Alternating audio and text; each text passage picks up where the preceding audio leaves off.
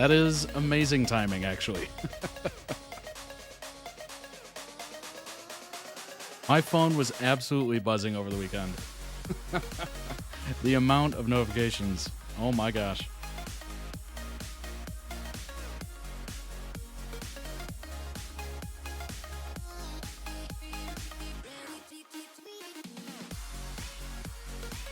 Lots of new joiners as well. Happy to see it.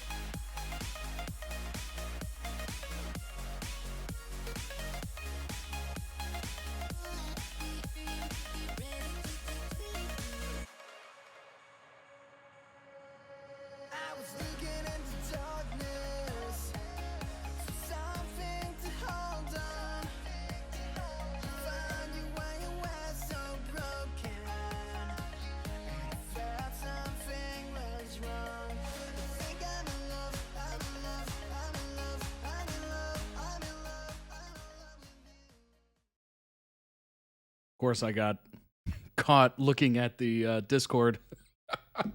Hello, everybody. I hope you've had a wonderful weekend. I know I did. My birthday was great. Appreciate it, Slayer Kitty. Welcome in. Welcome in. 122 on the Discord now. That is a great number. Happy to see it. If you have not joined the Discord, go ahead and do so. It is free. It is available. We're all in there. We're just trying to, fill in the ranks, and that way you're really connected to everybody and anything you're into. And if you at me, basically, I will respond. So that's kind of a nice feature. I do have some of the notifications turned off, but that's only for my own sanity. So I appreciate a little understanding there. But if you do at me, it'll notify me directly. Yeah, it was a great weekend. It was a wonderful weekend. I went to a whiskey distillery tour and tasting, which they started us off with this bourbon that was 118 proof. It tasted delicious, but whoa, what a start. What an absolute crazy start. And then we went to actually, oh my gosh, it was the gin. It was like the starting point of gin. So they didn't give us the full moonshine, if you will, the 200 proof. But they gave us 190 to kind of sip on. And he said, pro tip here, don't just throw it back, because if it hits your vocal cords, you won't be talking for about 2 hours. So pro tip is just drip it slightly on your tongue, and then that's how you should enjoy it. So I was like, all right, be careful on that one. So I did, and it was crazy. It was like rubbing alcohol, basically. It just immediately evaporated. There was basically no taste to it, but it was powerful. It was very powerful. And then we finished up the tasting indoors and went to like a little table. They had 2 little glasses set up. They gave us the actual gin. And then I think it was their more popular whiskey or something like that. It was not the 118 proof. It was like a normal proof. And that was good. It was tasty. It was nice. But yeah, that 190 proof, that was something. That was really something. Kind of takes your breath away a little bit, it takes your breath away. Your mouth just instantly dries up. It is really weird, very odd, not to be consumed in any sort of quantity.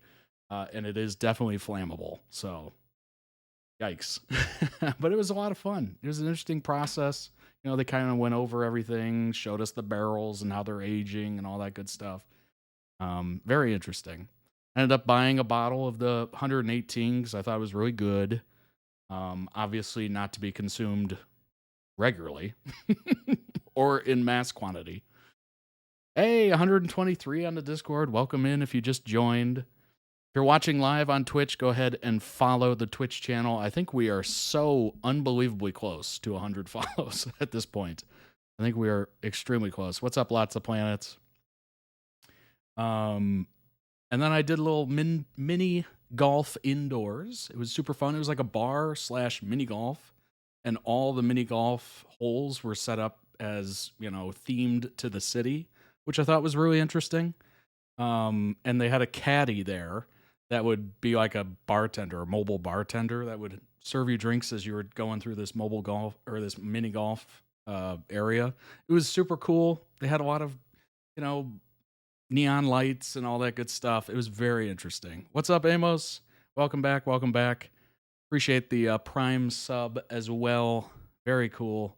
You're actually the first, and that's why you have the first badge next to your name, which is awesome. Then went to some dinner. Had to have some dinner, and had a nice steak. It was very lovely. And then I saw Deadpool and Wolverine. I finally got around to it. I kind of waited for that initial wave of people to see it. That's kind of my typical MO. I don't go on opening weekend, although, it's probably pretty cool if this theater's sold out and whatnot, but because that doesn't happen very often nowadays. But I do like going after the initial wave. And then, they serve food there and whatnot and drinks, and it's just easier, quicker service if it's not full. So I just kind of waited. It was very good. Very funny. Ryan Reynolds is just fantastic as Deadpool. Literally made to play that character. And it was great to see Hugh Jackman back as Wolverine. I really enjoyed Logan and the ending, and Hugh Jackman's Wolverine dying. But something about this movie just was a really nice send-off. It felt like the older ones. It felt like X-Men and then X2. It felt very good. Logan felt kind of like something else. It was a nice send-off. The character dies trying to save somebody else. It was like a full circle moment. But this one very much felt like a classic Wolverine X-Men movie. And that was a nice send-off in its own way. I don't think he's going to be doing it for much longer. Hopefully, for his sake, because he's got to get in crazy good shape to be a Wolverine, and I'm assuming the older he gets, the harder that's going to be. But I don't think I'm ruining it. I think most people have heard about it. There's a little like montage during the post-credit scene, like mid-credit scene, that literally just brought the house down. Like it's an homage to Hugh Jackman's Wolverine over the years, and the people that played it. It is so lovely. It's beautiful. How Logan felt as kind of a send-off to the character, this was like an actual send-off. This was like a montage of clips and behind the scenes and all that good stuff. Very heartfelt. It was amazing. Obviously, Ryan Reynolds wanted to give him a nice little send-off, and it was beautiful. Very beautiful. Ryan Reynolds' influence. Yeah, Ryan is a good dude. I don't know anything about his personal life, really. I know he's married to Blake Lively. He's got some kids, but that's about it. I don't know anything else other than, he owned a part of Mint Mobile and Aviation Gin and all that stuff. But he seems like a really decent dude. And to do that with Hugh Jackman and to bring him back and really do it well says a lot about him, right? It was just lovely. It was lovely. It was a good movie overall. I was having kind of Marvel fatigue quite a bit, which I know is pretty blasphemous for our, diehard fans. But I don't know. I'm a very normie, I guess you could say. I jump into it when it's good, and I jump out of it when I get tired of it. And I was pretty tired of it. After Endgame, I was just like, okay, put a little bow on it, good to go. Just, all right, move on to something else. What do we got? We have like some pirate movies all of a sudden, or maybe we go back to zombies or something. But this really, I don't know, this is just different. Something about Deadpool is just really entertaining, breaking the fourth wall, ripping on Marvel, ripping on Disney, ripping on just everybody. It is just a nice cathartic experience. I think you'll enjoy it. If you haven't seen it, check it out. It's definitely worth it. No, I also have Marvel fatigue. I'm glad I'm not the only person. When you look at the first X-Men, he's just in good shape, but now the standards are crazy. That is a good point. That is a great point, actually. He did get progressively bigger throughout those movies, for sure. X2, he was particularly pretty ripped. I remember that scene. It's one of my favorite scenes in a superhero movie, is when he was cleaning the house of bad guys, and he's got like that tank on, and he is just ripped. And my favorite part is when he jumps down from the second floor, And he's just like flying through the air, and he's just completely ripped. I'm like, good grief. This dude got jacked for this role. I saw it for my birthday a few weeks ago. A lot of fun. Yeah, absolutely. It is a lot of fun. It is a good, fun movie for sure. I had Marvel fatigue, but then catching some of the short shows and stuff has pulled me back in. Well, that's good. That's really nice. Been really well done and lots of fun. I am glad. I am very glad. Yeah, it if you haven't seen it, definitely worth checking out for sure.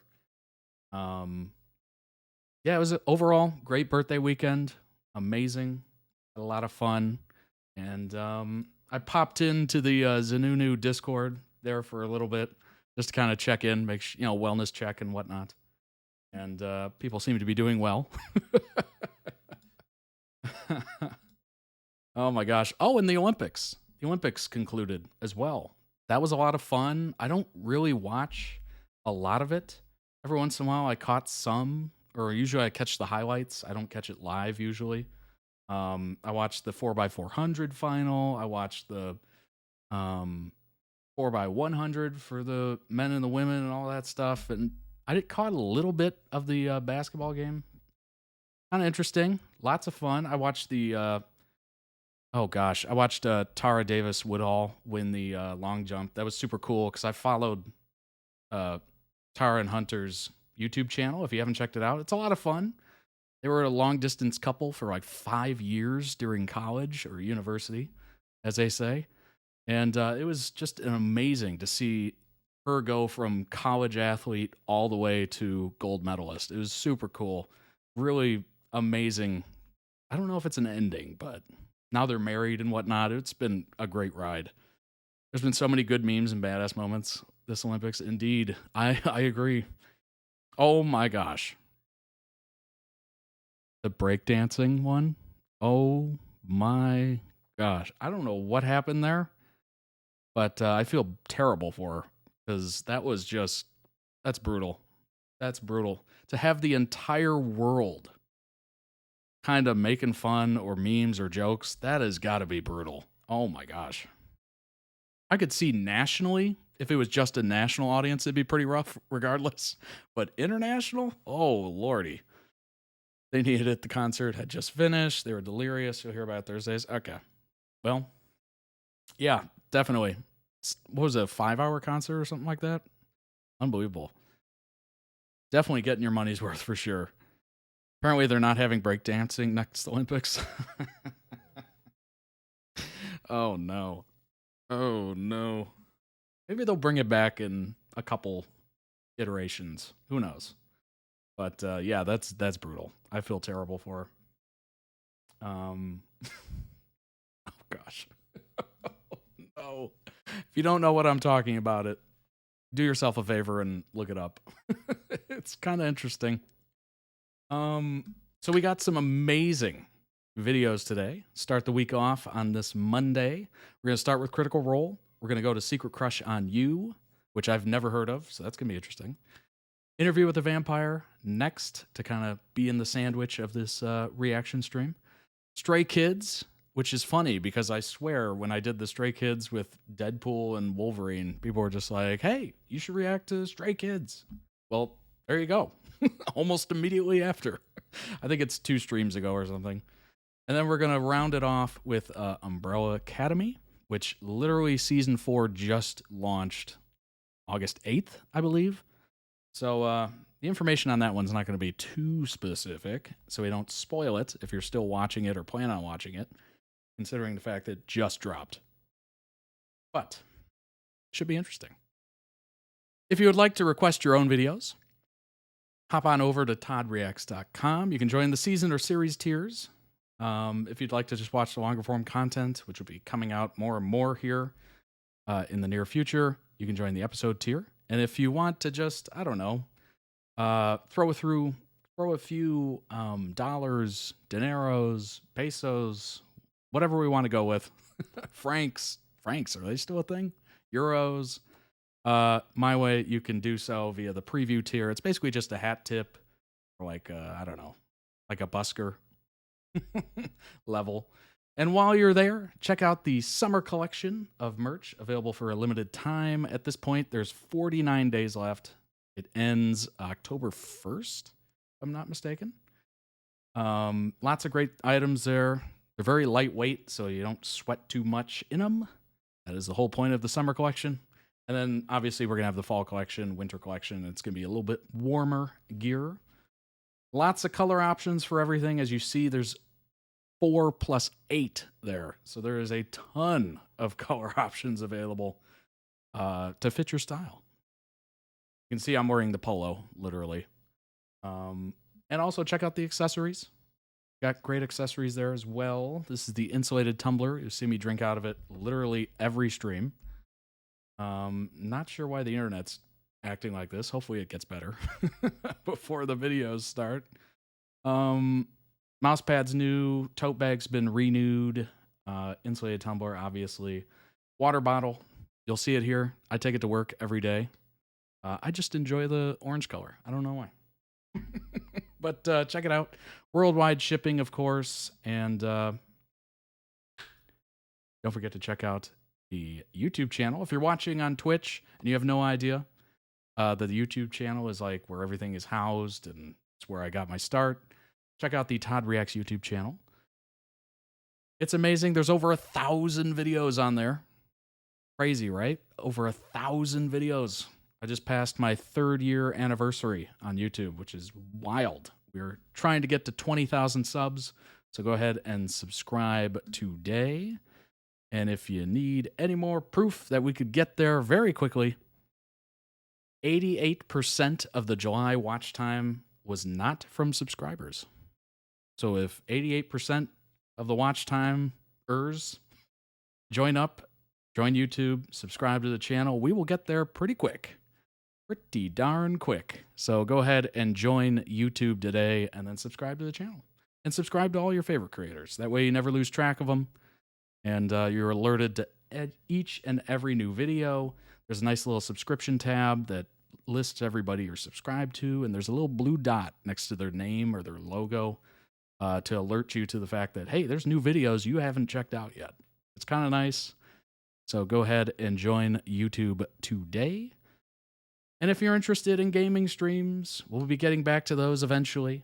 Todd Reacts plays on YouTube, or you can watch live via Twitch, whichever platform you prefer. Let's go ahead. Oh, I almost forgot it again. I shouldn't forget it. Go ahead and join the Discord. We are at 123, I believe. 123 members. Members? I think it's members, right? Members of the Discord. It is free. It's available. The links are everywhere. There's one at the top of toddreacts.com. There's one under every single video on YouTube. It's on the Twitch About Me page. It's everywhere. So go ahead and join today. Join the discussion. There is a lot of healthy discussion going on there. Lots of great people. I think you're going to really enjoy it. And if you want to, give some advice towards some Zenunu reactions and be a part of the people that helps put together the docs and whatnot, it would be amazing. 123 believers of the Peach Lord, indeed. Oh my gosh. Oh yeah, Frank's. Oh my gosh. Well, hasn't been used in decades. That just gives away my age, I guess. I didn't know the Olympics had breakdancing. Well, welcome to the new Olympics. Although I guess it's the old Olympics now since they're taking it away. But, you can always catch the highlight streams or low light streams if you want to say that. All right. I'll leave it alone. I won't go too crazy with it. The internet's been wild with it. First video of the day. Let's go ahead and jump on in. Is silly, goofy, critical role clips I have saved on my phone. We're going to start off with a few laughs here and work our way. All right, let's make sure I pull this up correctly. There we go.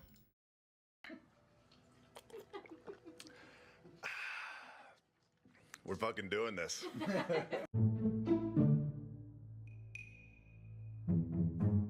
God, So no, it's fine. it's fine. We're gods. Are we? It's fine. She says as she dies on the rocks. Demi Moore. Did you say we're That would gods? be- Why would you even tempt that shit? No. Seriously though, what if she just died? Yeah. That would be kind of amazing. You took 363 points of damage. You are lying. No. You are Wait. lying. That's below. By hitting Oh. rocks? By hitting rocks at terminal velocity at the it's d6 per 10-foot fallen. Keyleth scatters across the edge of the rock, it just crumples into the surf and is now floating. Wait, what? Oh. No, she's dead. Keyleth is dead and floating in the Instant water. A revivify coin. Wait, Oh my god. I thought you were trying to make it out like it's still in water. Wait, you're dead. I said the distance you jumped and then Oh. Wait, but You the jumped from she was a 1,000 goldfish? feet in the air. Totally logical. I'm gonna write You can't even see the water or rocks, but you're like, yep. I'm a golden god. Last one just stays It's dead. supposed to like turn into a flying creature? The hubris before the fall. I thought it was gonna be not that bad. Okay. I'm starting to sweat. Who sees it? I don't see it. We would all know. The only person that sees it is Vex. It doesn't matter. We would all. Vex. You watch as Keyleth poof, and just like it's a scatter of red mess, and you just see her floating in the water.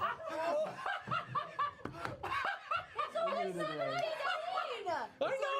Dropping a red This was not in my plan. Hole and start organizing Oh my things. gosh. Open up the hole. Yep. So You heard me. Stop it. I know exactly where you went. Stop it. Okay, I land That's next to Chet. unbelievable Look, that say, happened. No, seriously, if you're my dad, you really should tell me. No, son. Think it's gonna The go? timing of that was just beautiful. Get the fuck out of here, you dick. It's gonna fall.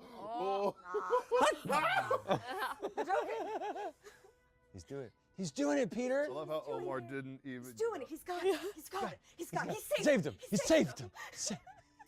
He's turning the whole thing. Shut the fuck up, Omar. Turning.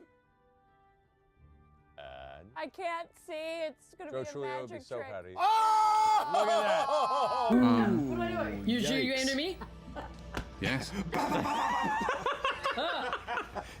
Who's calling me babe? I hear it a lot. I just love the idea of like from Bo's perspective, like spells, T-Rex round.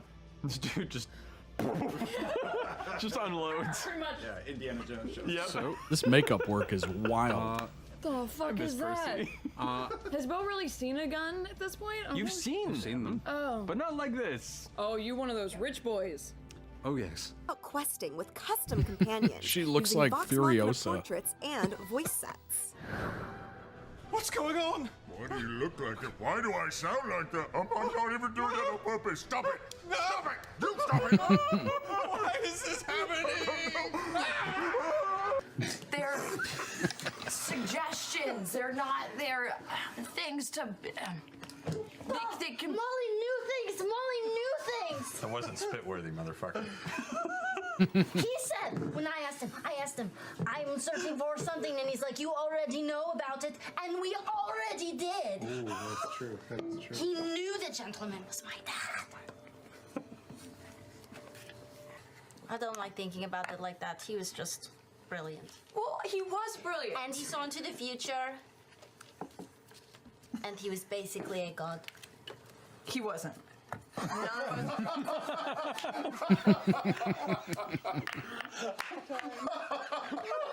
Well, how we feeling so far? Oh, we're doing great. We're real good at this This game. game sucks.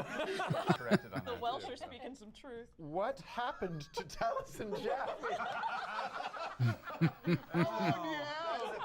That's an evergreen question. How much tape we got? I've asked my parents several times what happened. Right. Yeah. As soon as that word got brought up again, I'm like, oh boy.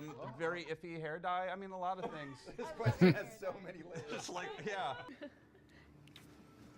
Should the conversation be honest, you might have a decent chance to wait till 3 a.m. How hurt are you? How what? How hurt are you? Are you? How hurt? No, how hurt? How hurt? Hurt. Nine hit points. How hard are you right now? Scale of like spruce to oak. He stays hard. Ready, ready. Oh my god. I hate you all so much. Matthew just losing it. Mom is. I don't know where she went. Oh, there she is. She's right here. I find Percival's bath and silently walk in while he's bathing. Little Smosh connection and I there. sit in the bath on the other side and just stare for a minute. You know you're getting weirder.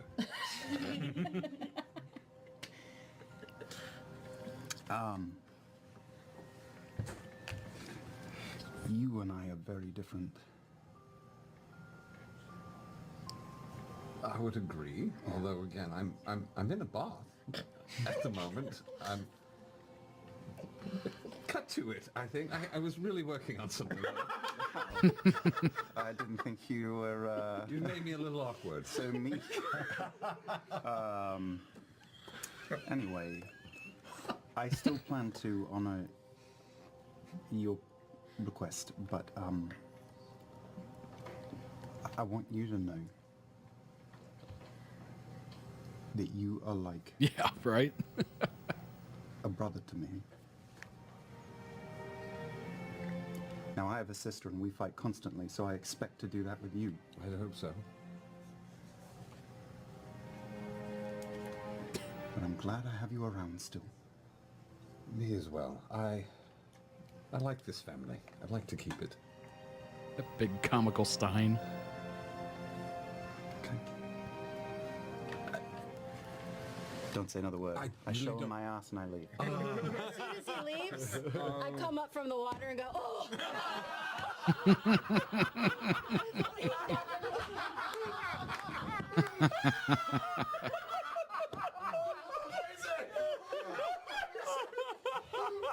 I was so hoping you were going to do that. They're big bathtubs. It's so gross. Oh, A minute long. I love you. That was wonderful.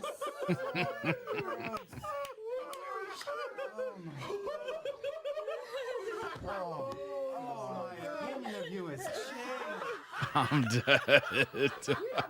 You can, Now you're gone! no, you Legend. She was just tickling the back of my My neck. view on you has changed. I'm not talking about Vex. Vex can pork him all she wants. I don't give a fuck. That is a twisted D&D choice, man. That is an amazing D&D choice. That is crazier. That shit is crazier than the broom to me, Laura. Holy shit. Boosh. So It hit me up top. hey Laura, I'm working on something here. Cut to the chase. Working on something. Yeah, we gotta speed this up. Oh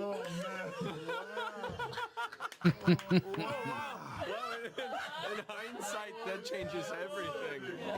Do you smell worse? Like, did your BO just through the roof?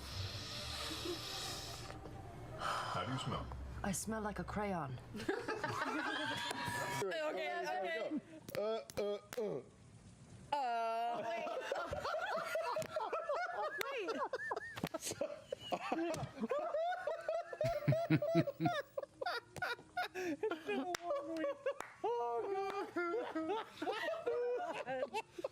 That's why it doesn't work with people. Do it again. I know 3 ways. That is not how you accomplish things. How have you all survived to level 12? And now, Oh my an original gosh. composition called I Am the Night. The Night is I.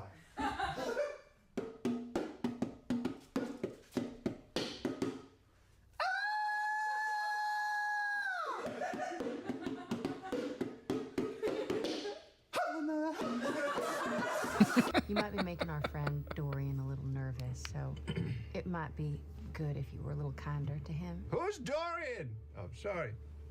Who's Dorian?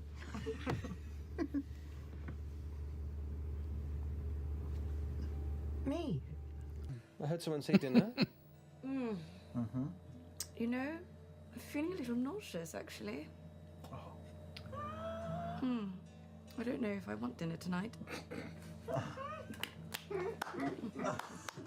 Foresight. I told you, foresight. Yeah. While she's casting, I'm going to start getting Oh drunk. My God. No. I pull whatever you're drinking down. I need it. No, you don't. The size of that flask is You don't need amazing. this. You're all the woman you need to be. You're so tall, but your slaps are so ineffectual. It's like you rub her wrists or something. It did almost nothing to me. Nothing at all. What? How do you even hold the falchion? Oh no. Don't make Ford cry. Made fun of his tennis wrist. Come on. The shaft. Okay. If you would like to try and cross over that area, you all need to make an acrobatic check as you try and leap over. Jump over that spot. Jump over it. Okay, I'm imagining jumping with this piece of plastic. Yes. That's good. 22. What is it? Also good. Athletics, did you say? 17. Acrobatics? Ooh, yes. 36. 36. Everyone but Vax manages to leap over successfully. Over, well done. Vax just it catches his foot. He's like, ah! And he falls flat on his face, right? No. And the darts go. Face first, ass up in the air, and goes back into your necklace. I bat him back out and heal him. I cast Cure Wounds at 3rd level. Oh shit. What are you doing down on the ground? I'm hiding because you're going to murder our friend. I don't know what's happening to you, man. Something's wrong with him. Trinket heals 15 points. Do you leave him out? Yeah, I leave him out and I cast Speak with Animals on him. I think you've done that already. I know, and I have another one, you dick. It only lasts 10 minutes. And they go, Trinket, what happened? Oh, I had the worst stomach ache. Oh, I don't know. I ate that meatball from Scanlan and then I fucking died.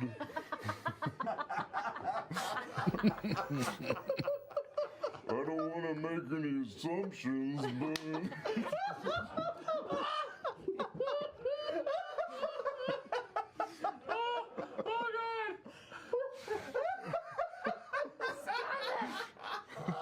Did you kill my bear?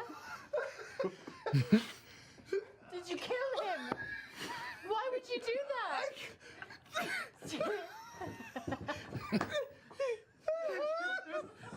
Perpetrate this grisly murder. I have a bonus 500 XP to give, but you have to guess my favorite color. Red. 6. Titties. Ale. Percy guessed it. Oh, it's not titties? It's 6. I don't know you anymore. I've always known you. That's why I will be the one to end you.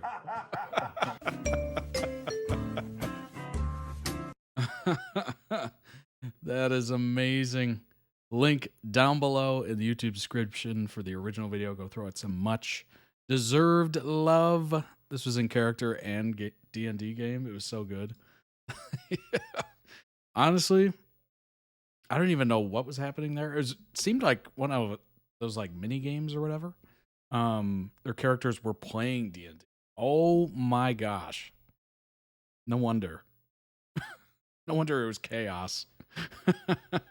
Chaos abound. Oh my gosh. This is something pretty interesting. These links, by the way, just a quick shout out to Jace for providing all these wonderful links that we're going to be reading today. This is from Twitch to Wembley, my evening at Critical Role Live, written in an online magazine. I wrote a piece for The Strand's 2023 Freshers Edition titled The Arduous Quest for Tickets and Why It Sucks. I delved into all the emotions, the stress and worry that engulfed me in the days after the announcement of Critical Role's London return after 5 years for the first live show in 3. I managed to snag 2 tickets before the announcement of the sellout circulated on social media.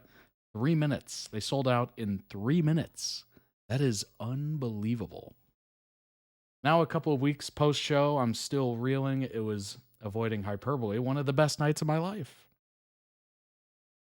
My attempt to piece together my thoughts of the extraordinary evening, blah, blah, blah, blah, blah. Let's get into it.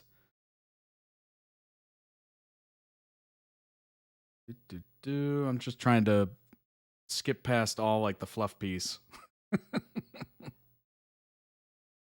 Let's see here.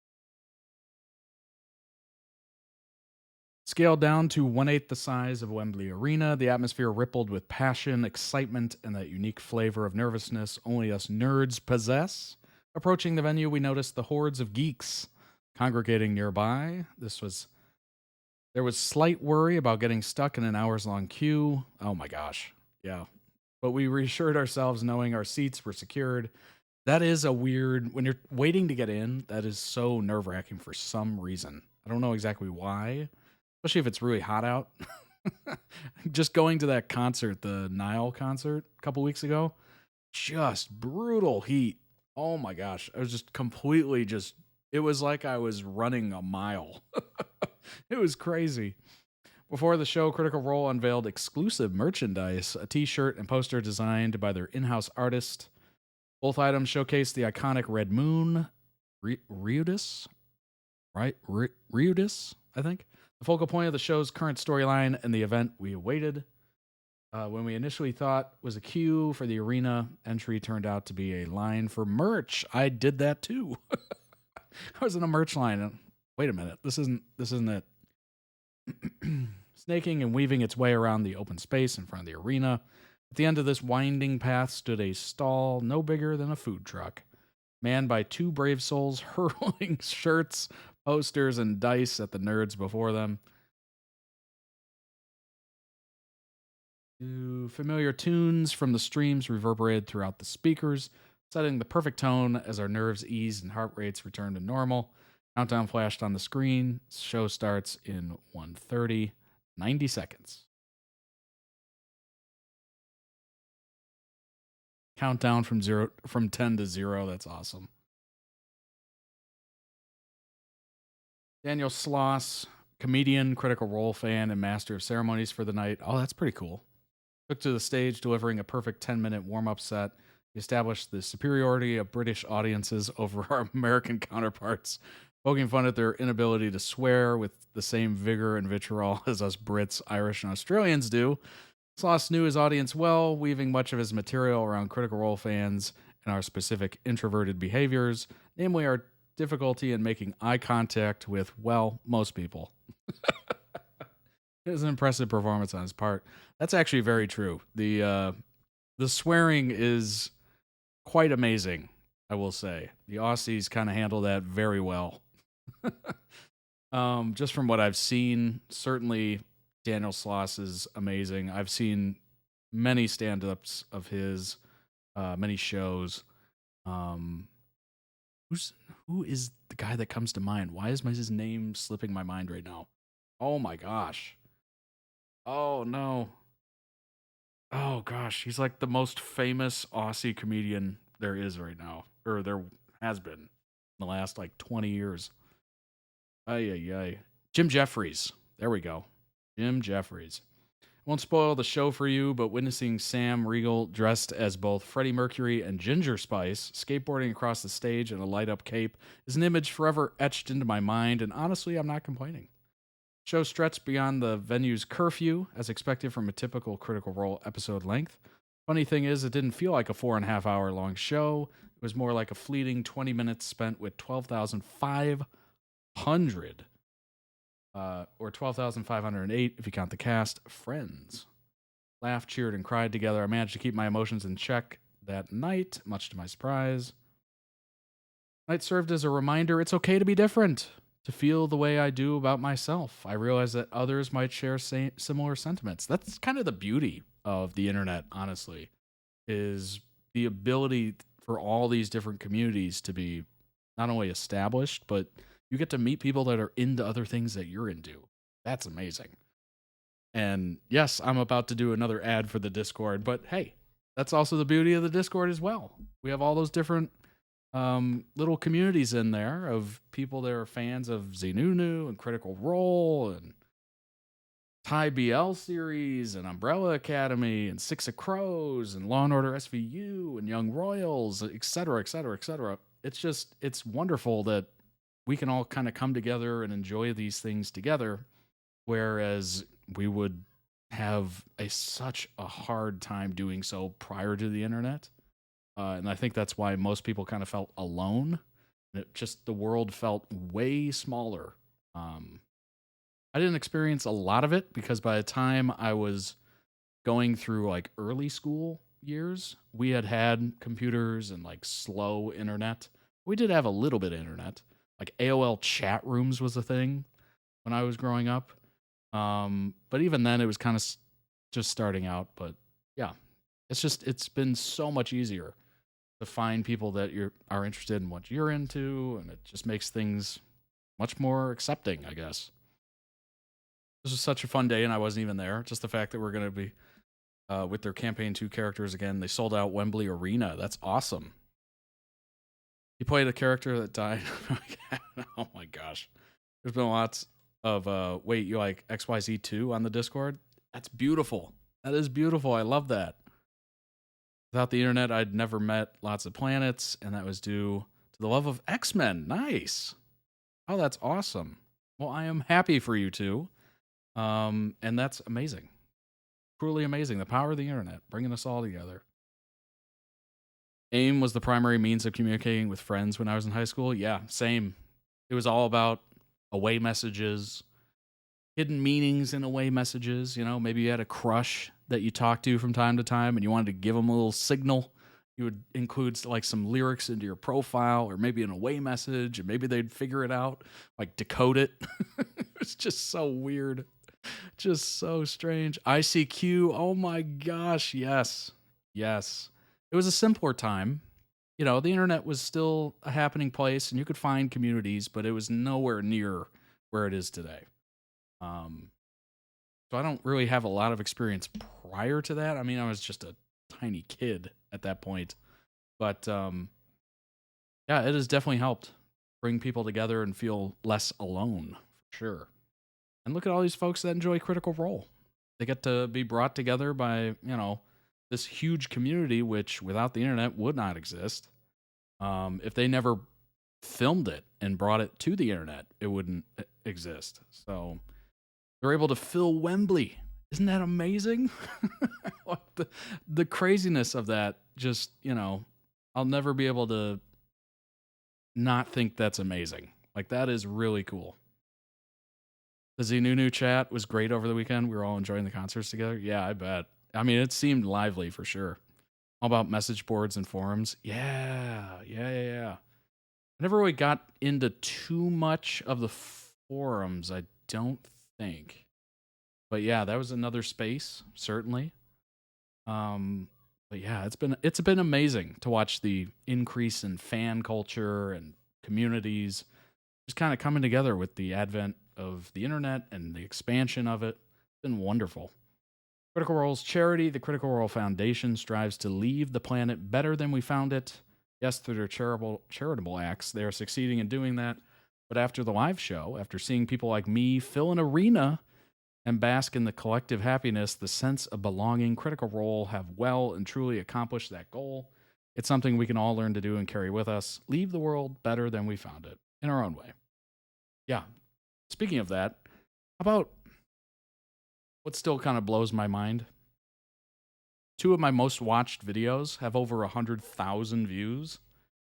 Just the idea of, like, that is a full arena. Like, the biggest arena in the U.S., or a football stadium at least, is Michigan Stadium. And it holds 110,000, over 110,000. And I'm looking at those numbers for that video, and I'm like, oh my gosh. Like, the amount of people that watched that video could fill that stadium. Like, that is crazy when you think about it like that. That, you know, the craziness of that has never left my mind, and it probably will never leave my mind.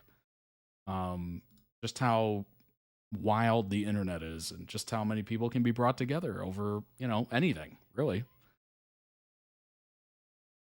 A D&D live show sold out Wembley Arena. Who would have thought? Well, exactly. When I was a kid, it was sneaking the passing of the folded notes. Oh my gosh, yes. That's still, you know what? That still kind of occurred when I was in school. Every once in a while. I didn't get a cell phone or a mobile phone until high school. So before that, it was pretty much folded notes, I guess. So it was still hanging around a little bit. It is just amazing. Good grief. As D&D booms, Critical Role makes its own kind of nerd celebrity. Group of nerdy voice actors is carving out a path for independent media, and they become unlikely ambassadors of a subculture going mainstream. Yeah, everything I had heard about D&D before this was really like secretive and very small. You know, it's a group of friends that get together or whatever. It just seemed like a much smaller community. But obviously with Critical Role, Dimension 20, etc., all these different people that are like, oh, we can make this like a live stream event. We can make this, you know, invite other people in to watch and enjoy. Like, it is just blown up. I'm seeing it a lot more. I've heard about it a lot more. Not just because of this channel. I'm talking just in general. It has been really impressive. Yeah, exactly, Jace. It is unreal when you see some of these numbers and you just kind of piece it together, like compare it to Wembley Arena or something. It is wild. Trying to get phone numbers. Oh my gosh. Oh, those early days of the internet where you couldn't be on the internet and make a phone call at the same time. Those are just wonderful. How many times my mother was just like, hey, get off the internet. I have to make a phone call, or I'm waiting for a phone call. Stay off the internet. Like, that is, if you said that today, people would be like, what? May not sound like must-see TV, 8 friends sitting around a table playing D&D while cracking jokes and moving each other to tears, but a legion of fans. The popular D&D actual play series, Critical Role, in which a group of nerdy voice actors stream their unscripted adventures, is an immersive world that combines plot-twisting narratives with parasocial coziness of a fireside hangout. Yeah, I absolutely think you could just turn this on, like Critical Role, and just sit there, put on a fire in the fireplace if it's cold or something, or just, you know, grab some popcorn, a snack, and just enjoy the evening. It very much seems like that. In 9 years, the show hosted on Twitch and YouTube has become the team's full-time job, spawning a transmedia kingdom of novels, comic books, animated series, and original games, as well as a new membership program for fans launched Thursday called Beacon. This was never anything that we set out to do, said Travis. This wasn't a specific ambition, especially in those early years, so all of us feel like this is a little miracle that just keeps happening. The most precious thing to us in our professional lives. That is honestly how I think about this channel. It's a little miracle that just is happening, and it's a thing.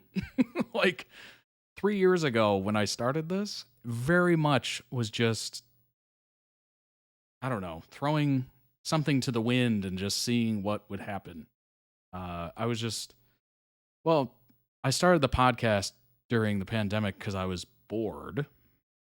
And I used it as kind of an excuse to get to know a coworker and like kind of share some stories back and forth and see if anybody else would find that interesting.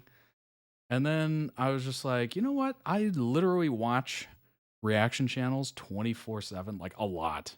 I was like, you know, I would like to try this and see if I could do it. And I was just like, you know, I'm kind of tired of my algorithm. I think I've said this before. I'm tired of my algorithm. I want to see what other people's algorithms are like. And that was kind of the initial idea of the channel. And 3 years later, there we go. We're still in it. We're still in it. It's amazing. The dial-up sound, oh my gosh. We still have to fax things sometimes, and it's like traveling. Oh gosh. Oh, faxing. How is that still existing? How is that still a thing?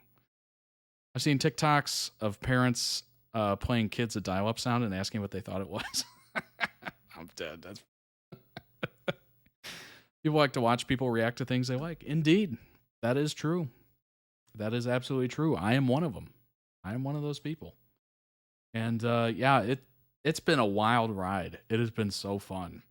obviously it's a lot of work on the back end, editing and all that stuff and trying to figure out audio. Like my microphone was terrible. I was getting like feedback. I couldn't figure it out for the longest time. So it's been very much a learning curve. But yeah, it's been a heck of a lot of fun. And now I finally have this thing set up to the point where I'm not struggling with it anymore, which is good. I have just the right amount of technical expertise at this point. Not a lot. I couldn't write a book about it, but it's going okay.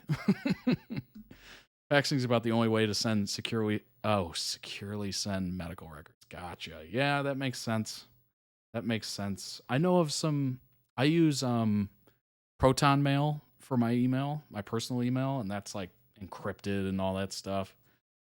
That's about the only thing I can think of. Obviously, Gmail is not super secure. But yeah, fax is probably certainly more secure. See here. Oh, yes. There is an important note here. Critical Role's Sam Riegel recovering from cancer. I didn't know this was occurring, or maybe I didn't remember. Happy to report that today I'm on the road to recovery. Critical Role star Sam Riegel has revealed that he's been absent from the D&D-based channel lately due to a diagnosis of and recovery from cancer. Video published on X Twitter below featured what Critical Role called its fearless leader, bard extraordinaire, and true inspiration. In it, he explained his diagnosis of, here we go, oropharyngeal carcinoma. Carcinoma I can get, but the other one, oh gosh, which is a fancy word for tonsil cancer, okay? Tonsil cancer, as he put it. He's currently on the road to recovery following surgery to remove his tonsil, part of his tongue, and part of his soft palate. Guys, it sucked. Actually, let's just listen to him. Hey friends, you may have noticed I was gone for a bit. Part of that was because sometimes robots go boom. But mostly it was because for the past few months I've been dealing with a medical issue that I wanted to talk to you about. So, trigger warning, I guess? Anyway, the good news is I'm recovering from cancer. I know the cancer part of that sentence sounds like really bad news, and it was when I first found out, but the word recovering has made all the difference.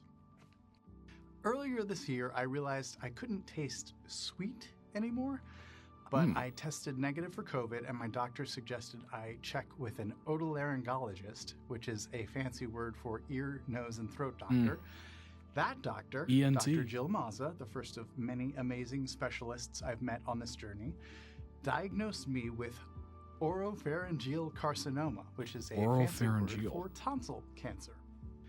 2 weeks later, I underwent surgery at the USC Keck Medical Center, and my surgeon, Dr. Uttam Sinha, removed my tonsil, a chunk of my tongue, part of my soft palate, and gave me this dope 7-inch scar. Guys, it sucked. I spent 4 days in the hospital. I ate from a feeding tube. I had to relearn how to speak and swallow, which is why you may notice my diction is a bit slurry. But they got the cancer.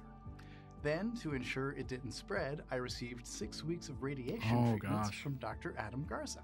And guys, that sucked even worse. Oh, yeah, absolutely. I lost 20 pounds. I couldn't taste. I got radiation burns. I could barely eat. And I cried a lot. But I'm happy to report that today I am on the road to recovery. I wanted to share this story with you for 3 reasons. First, and most important, to warn you. The kind of cancer I had is 100% preventable now. I had HPV-related carcinoma, which you get from the human papillomavirus. This virus is incredibly widespread. Something like 90% of men... Sorry, 1 second. So many words. So much talking. This virus is incredibly widespread. Something like 90% of men and 80% of women will get it at some point. For most folks, your body will get rid of the virus on its own within 2 years. That is a high number. For a small number of people, this guy, it can hide in your system for decades until it morphs into cervical cancer for women or tonsil cancer in men. My doctors tell me I probably got this in college and just never knew about it.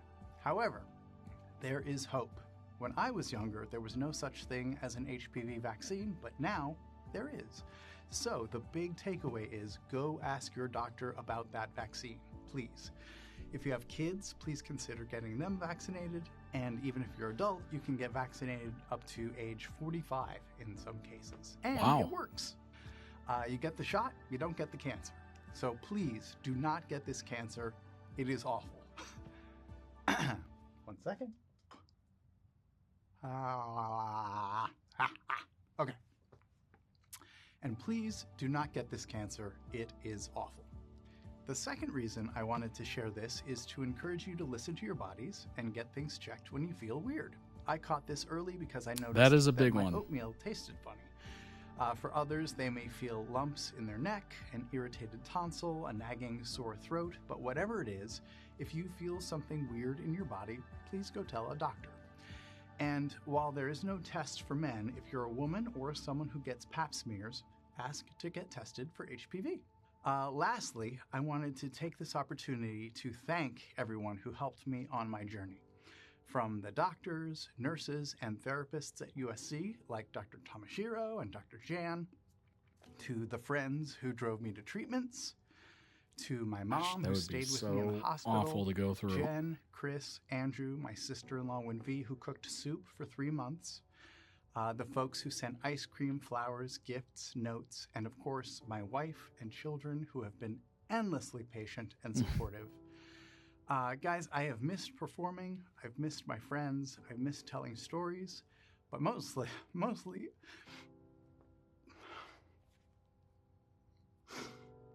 oh gosh. Yeah, it's hard. That would be very difficult.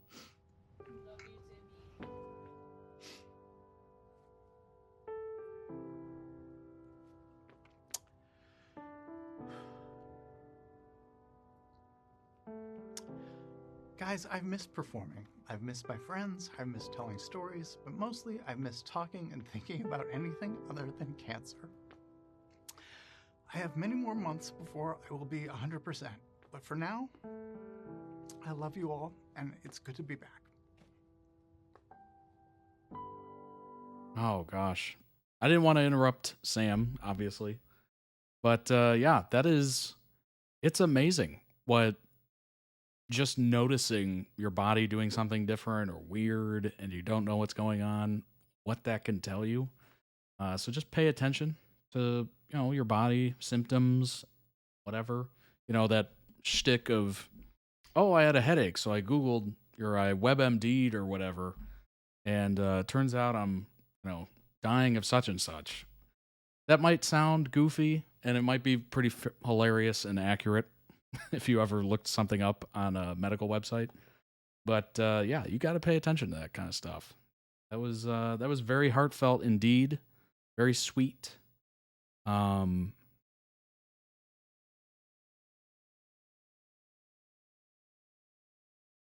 that was really a good look into what exactly happened. Obviously, the surgery part of it's going to be awful because you have to rehab from that and all that stuff. But the rounds of radiation afterwards is just brutal. Brutal, because you're literally poisoning yourself to try to kill off any potential growth or any further occurrence of the cancer. It's so hard. So hard. My uncle had to go through that with pancreatic cancer, and it got him a few extra months, which is great. But yeah, it brutally ravages the body. It is not fun. And yeah, that ending where he said, I'm looking forward to not thinking about cancer and just, getting back into stories and storytelling and stuff like that. As someone very closely tied to it, I can say towards the end for sure, it is 24/7 nonstop. You're just constantly thinking about that, which is just really terrible. This was a post on a Dimension 20. I just found this before the stream. This was a post on the Dimension 20 Reddit, and they were just kind of talking about Critical Role and Sam's issue and recovery. So it goes to show, you know, other communities and whatnot seem to be in it together, which is great. Love to see it. This person said, "Get the HPY vaccine," and somebody responded, "Do you mean HPV?" Yeah, that is really nice to see the communities come together. Dimension 20, Critical Role, etc.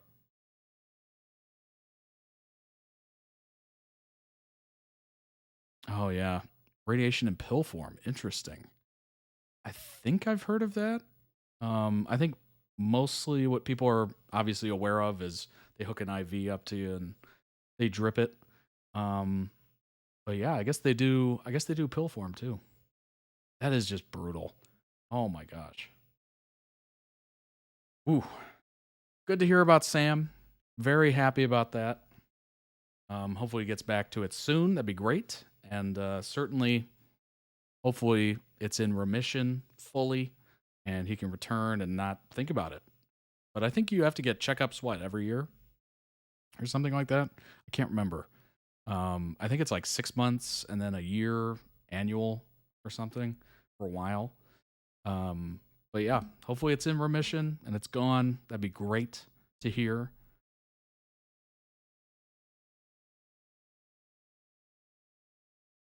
Brennan just DM'd another set of episodes recently. That's awesome. That's really cool. 6 months, then yearly for 5 years. Okay. Appreciate the heads up on that, Slayer Kitty. I knew it was annually for a while. I just didn't know how long. Sam is back to performing and being on the show. That's awesome. That is really cool.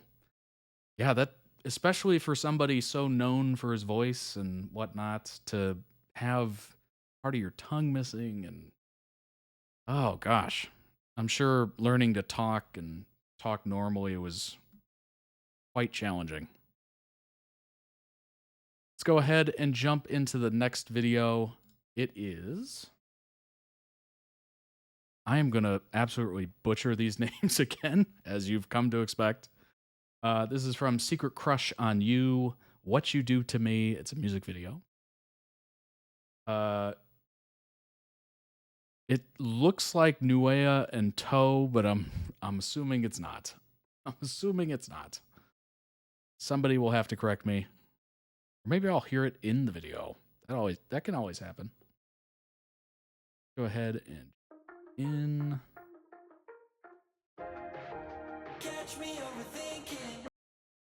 I used to take a low dose of chemo radiation for a different health problem.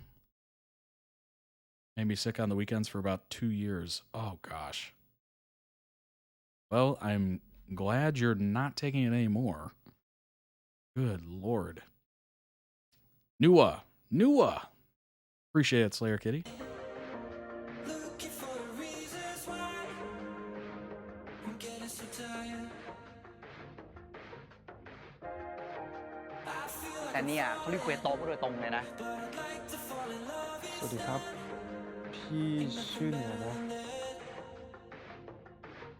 Oh yeah, the sign. เวลาคนเราชอบใครจะถ่ายรูปคนนั้นออกมาได้ดีแบบนี้แสดงว่าน้องชอบพี่ป่ะวะ มันก็เหมือนจุดจริงๆนะมึงก็ยังไงมันก็จบทริปของมึงเนี่ยกูก็ทำได้ไหมคะอย่างเงี้ยพี่เหนือครับ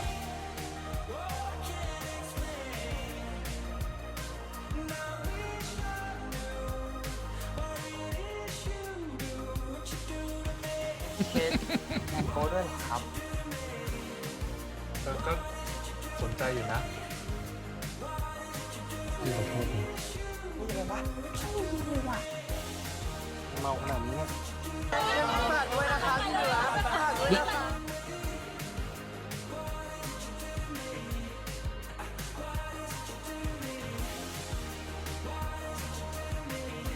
เดี๋ยวกูจะเดินไปบอกเด็กมันว่าน้องแอนโก้ครับน้องทำเพื่อนพี่คลั่งรักมาก It's a tale as old as time, isn't it? พี่เหนือดูชอบเขามากเลยนะครับพี่ว่ามันเดาไม่ยากเลยนะ Reminds me of She's All That, where she gets a one makeover and it's just all of a sudden she's the most beautiful girl in school.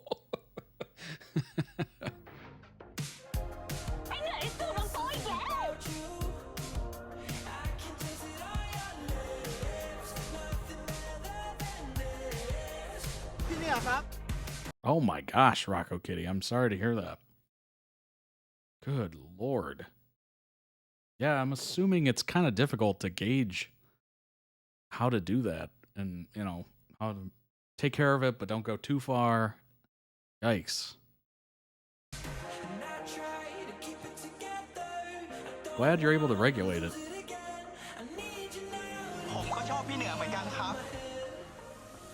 He doesn't get a makeover. He's unhinged to the end.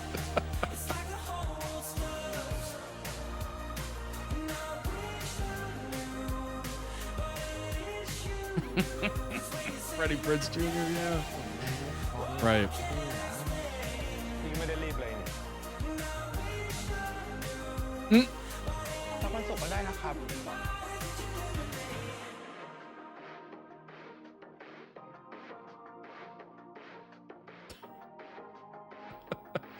Excellent edit. Link down below in the YouTube video description. Go ahead and check it out. Leave some love. Also, check out their other videos. I'm assuming they have other ones, and maybe they're just as good. Yeah, that was funny. Freddie Prinze Jr. as a teen in that movie. Oh my gosh. It's amazing how many shows tried to pull that off. And it's just like, we know that person is not a teenager. Like, we are seeing other teenagers, and they're not like them. Oh my gosh.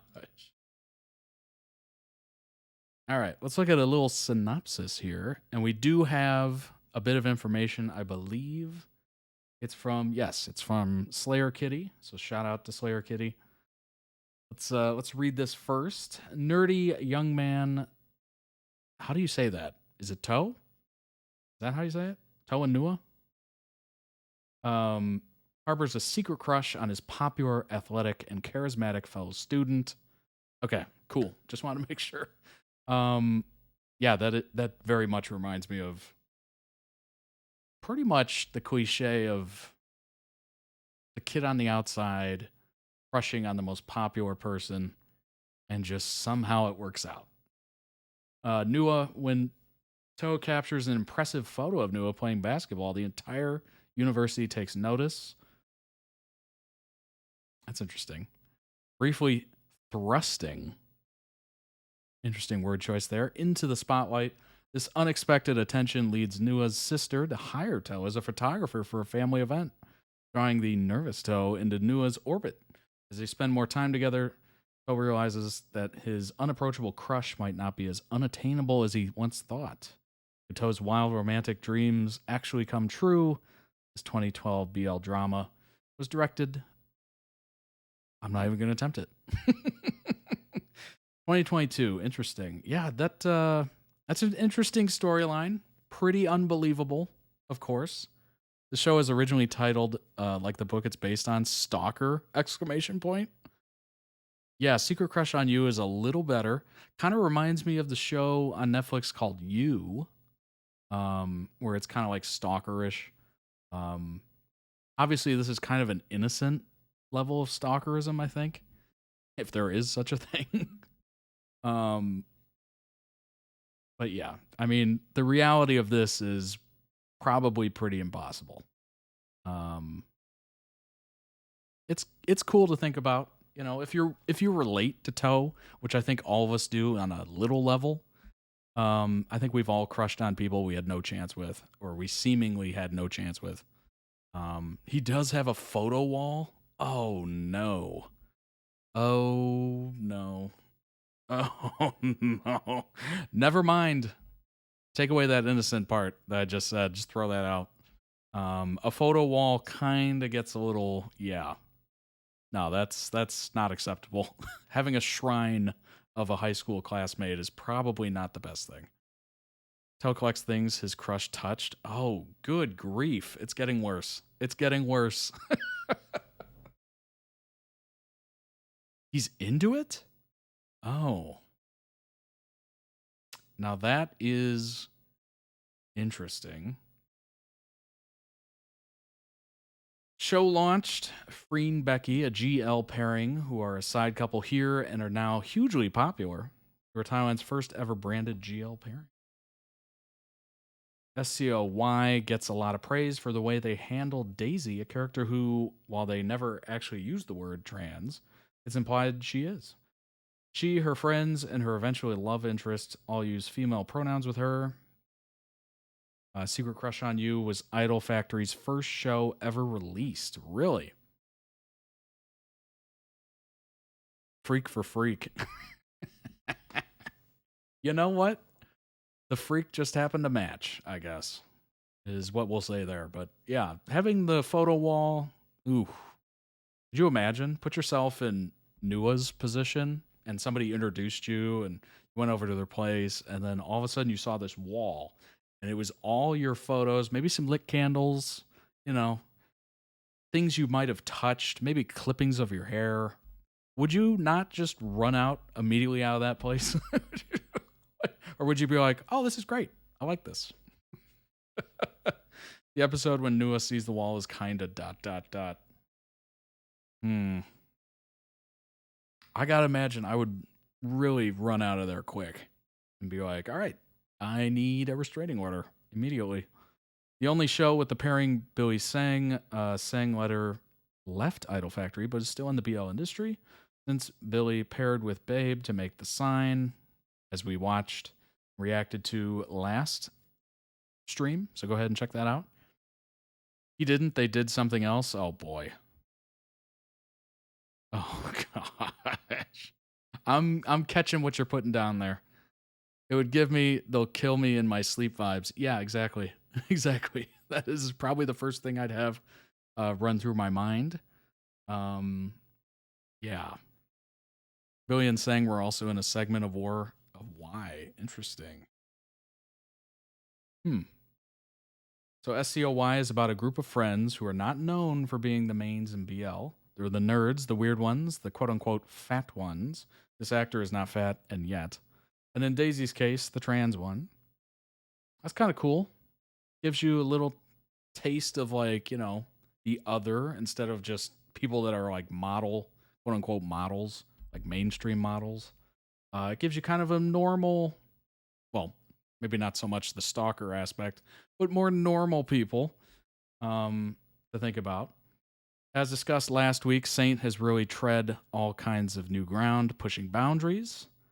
This includes having first GL coupling Freen Becky. They now have 3 GLs, including the currently airing The Loyal Pin, bringing different elements of Thai culture alongside action and crime with The Sign. I think The Sign is pretty cool. That's going to be interesting. An anthology series about the scandals of BL. Oh, that's cool. I didn't know they were in More of Why. Well, now we do. Isn't that awesome? Isn't that great? We're all learning. All 5 shows, 3 GL and 2 BL, Secret Crush on You, and The Sign are high heat. So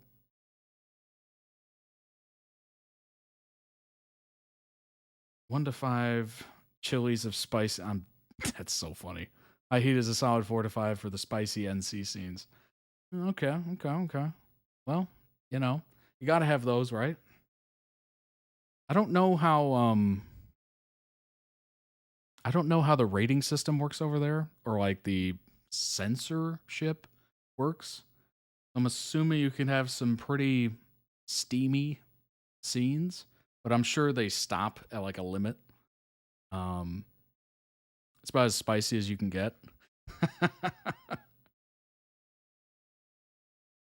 If you've ever seen the YouTube show Hot Ones, it's like The Bomb.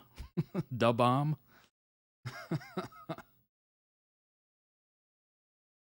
Take a look at the ratings here just from the general audience. These ratings can be a little harsh sometimes, so I wouldn't take this with a full grain of salt here.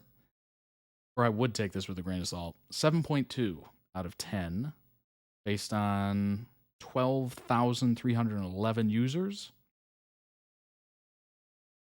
Discover the secret of a nerdy young man who falls in love with a third-year senior.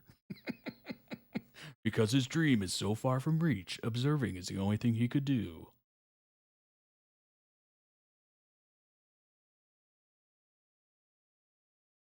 But what happens when one auspicious day the world devises an opportunity for Toe to make himself known to Nuea? In a world. I'm reading that. I'm like, what is that? A 90s movie trailer?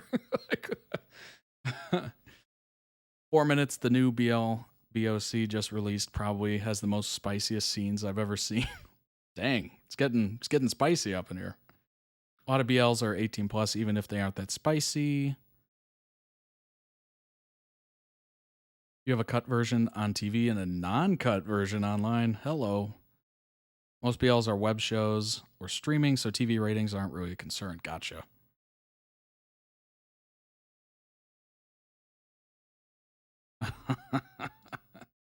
The extra spicy stuff. Will this work or will it fail?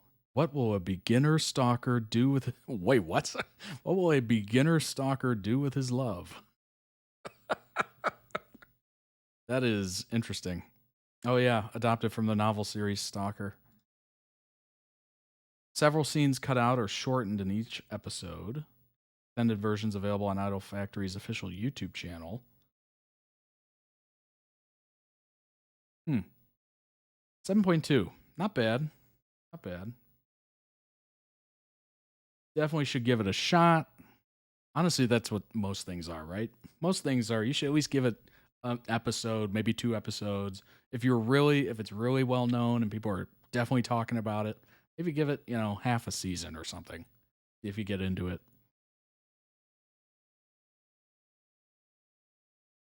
Is it worth watching? Yes. Well, there you go. The worst, most cringy and embarrassing show ever. I love that juxtaposition between should you watch it? Absolutely. This is the worst and cringiest show I've ever seen. SCOI needs 4 episodes minimum to get over the early cringe. Well, there you go. There's the threshold.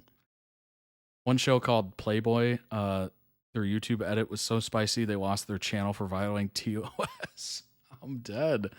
Wow.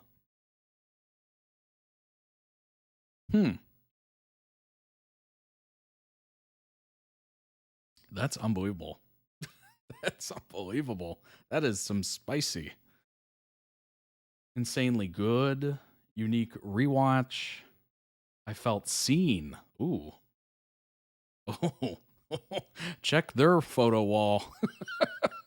Somebody do a wellness check on that bedroom. Let's see the photo wall. Stalking, obsession, hottest guy on campus, multiple couples, queer affirming. A hidden gem. My heart. ... I love it.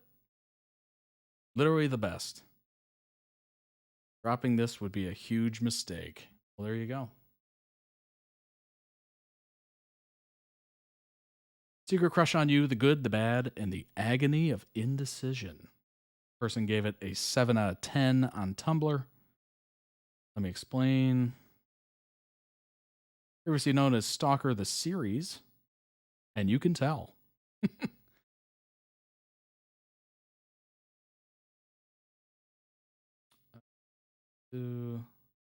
Show even hangs a lantern on this. A flash of brilliant self-reference. You're no longer the extra character now, correct? Funny, you're the main character. Stalker aspect was far too much for me. Toe, the lead, was so cringy, I dropped it at episode 3 because it had become my personal hellscape of secondhand embarrassment. Oh, gosh. Oh, I do not handle secondhand embarrassment well. Oh, gosh. That's what made the movie super bad. On first watch, it was so hard to watch because I was just getting embarrassed by all the characters. Playboy didn't even have a plot. It was just NC scenes. They did, and it was for good or ill. It did. It just didn't find the plot until too late. Gotcha. This is Absolute BL on Tumblr. Shout out.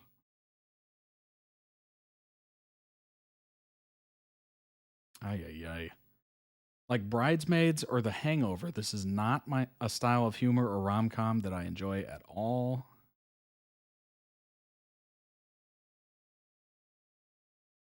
You can kind of read that. You can kind of read that yourself. As is often the case with stories of this type, initially Toh came off as desperate, needy, and awkward, and Nuea had no personality. This meant that I could find no reason for Nuea to fall in love with Toh, although attraction seemed to play a big role in that.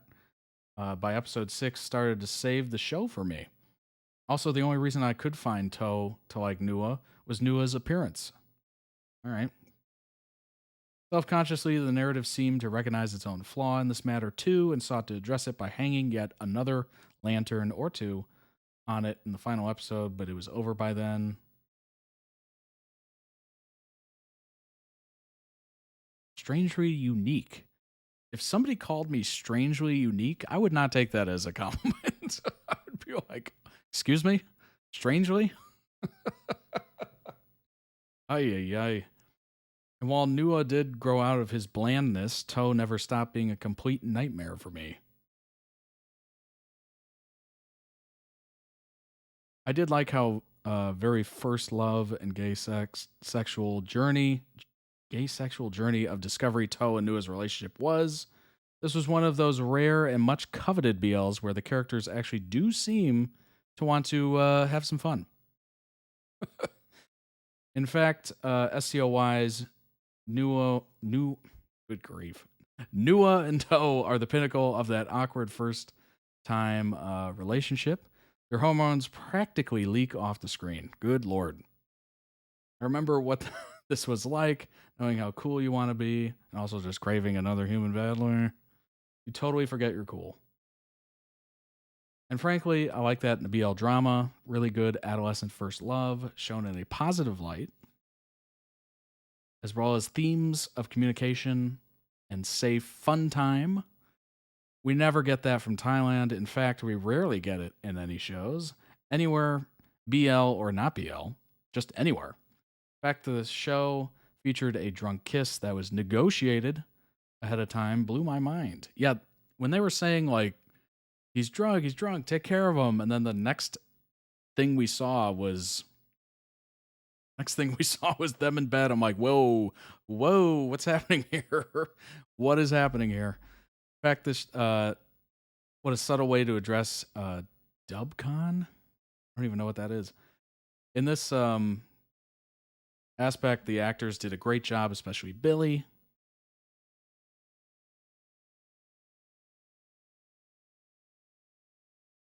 The side couples. Lost my mind over Shyy and Joe.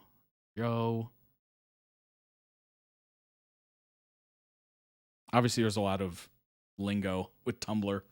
Dubious consent. Gotcha.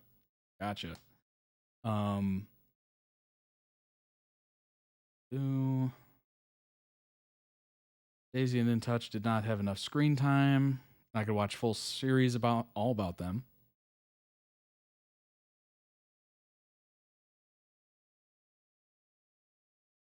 It's kind of tough. I mean, if you have obviously the main couple, right? And you're trying to find a way to like make them seem like they would actually work and like go from stalker to actual relationship. You wouldn't have a lot of time to devote to tons of different couples. So I can see that being an issue because there's a lot of gap there between stalker and we're in love. There's a decent sized gap there. So it would take a long time to kind of get them to a point where you believe it and it's believable and it's lovely and it's sweet and all the good things you're looking for. I had a ton of things I really did not like. The humor was crass and awkward, and the whole thing was extremely cringe. It also had things that really worked.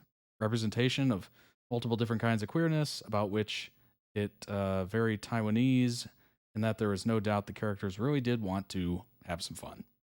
It was the opposite of sanitized gay. Honestly, if you can make it through the first half, and I think that's exactly what was said earlier, 4 episodes or so, and survive the never-ending cringe factor that is the show, the second half is entirely unique. Content we've never seen before in BL. Well, that's nice. That is really nice. Sometimes shows suffer from too many characters and pairs. Yeah, honestly, you got... Oh, gosh. Especially when you're starting from that starting point, as I said. But usually, it's just difficult trying to make the main pair, relatable and believable and make it, perfect. And then you add more and more people on top of that, and it can get a little crazy. Because obviously, you need other people, other couples, other singles, whatever, to kind of create this world. But the more you add, the less attention you're going to give to the main couple, which in this case, the whole show. The whole show is going from a stalker to a love interest. And just trying to get that, piece that gap, clear that gap is going to be interesting. Saint is a disruptor. I've seen elsewhere now that this was groundbreaking. That's awesome. That is really cool. Really, really neat. Let's go ahead and move on to the next video. It is Claudia, Louis, and Lestat. I bet on losing dogs. What? This is from season 2 or series 2, as it's known, episode 7. Let's go ahead and jump into that. Over here. And there we go. Mom died, Dad ran off, Aunt didn't want me. You got some of your own, I can. It was never you. A dark thing after another. My life. But there was a light in his eyes. My Claudia. Maybe I'll seek it out. Tell her she's beautiful. Tell her that every morning. She won't be here very long. The Coven has grand designs for her. You made her at 14. She will be at war with herself. Pain and anxiety would be her only birthright. I don't care! Well, you must care! There's something broken in me. A collision, like I want to go back. That would be so.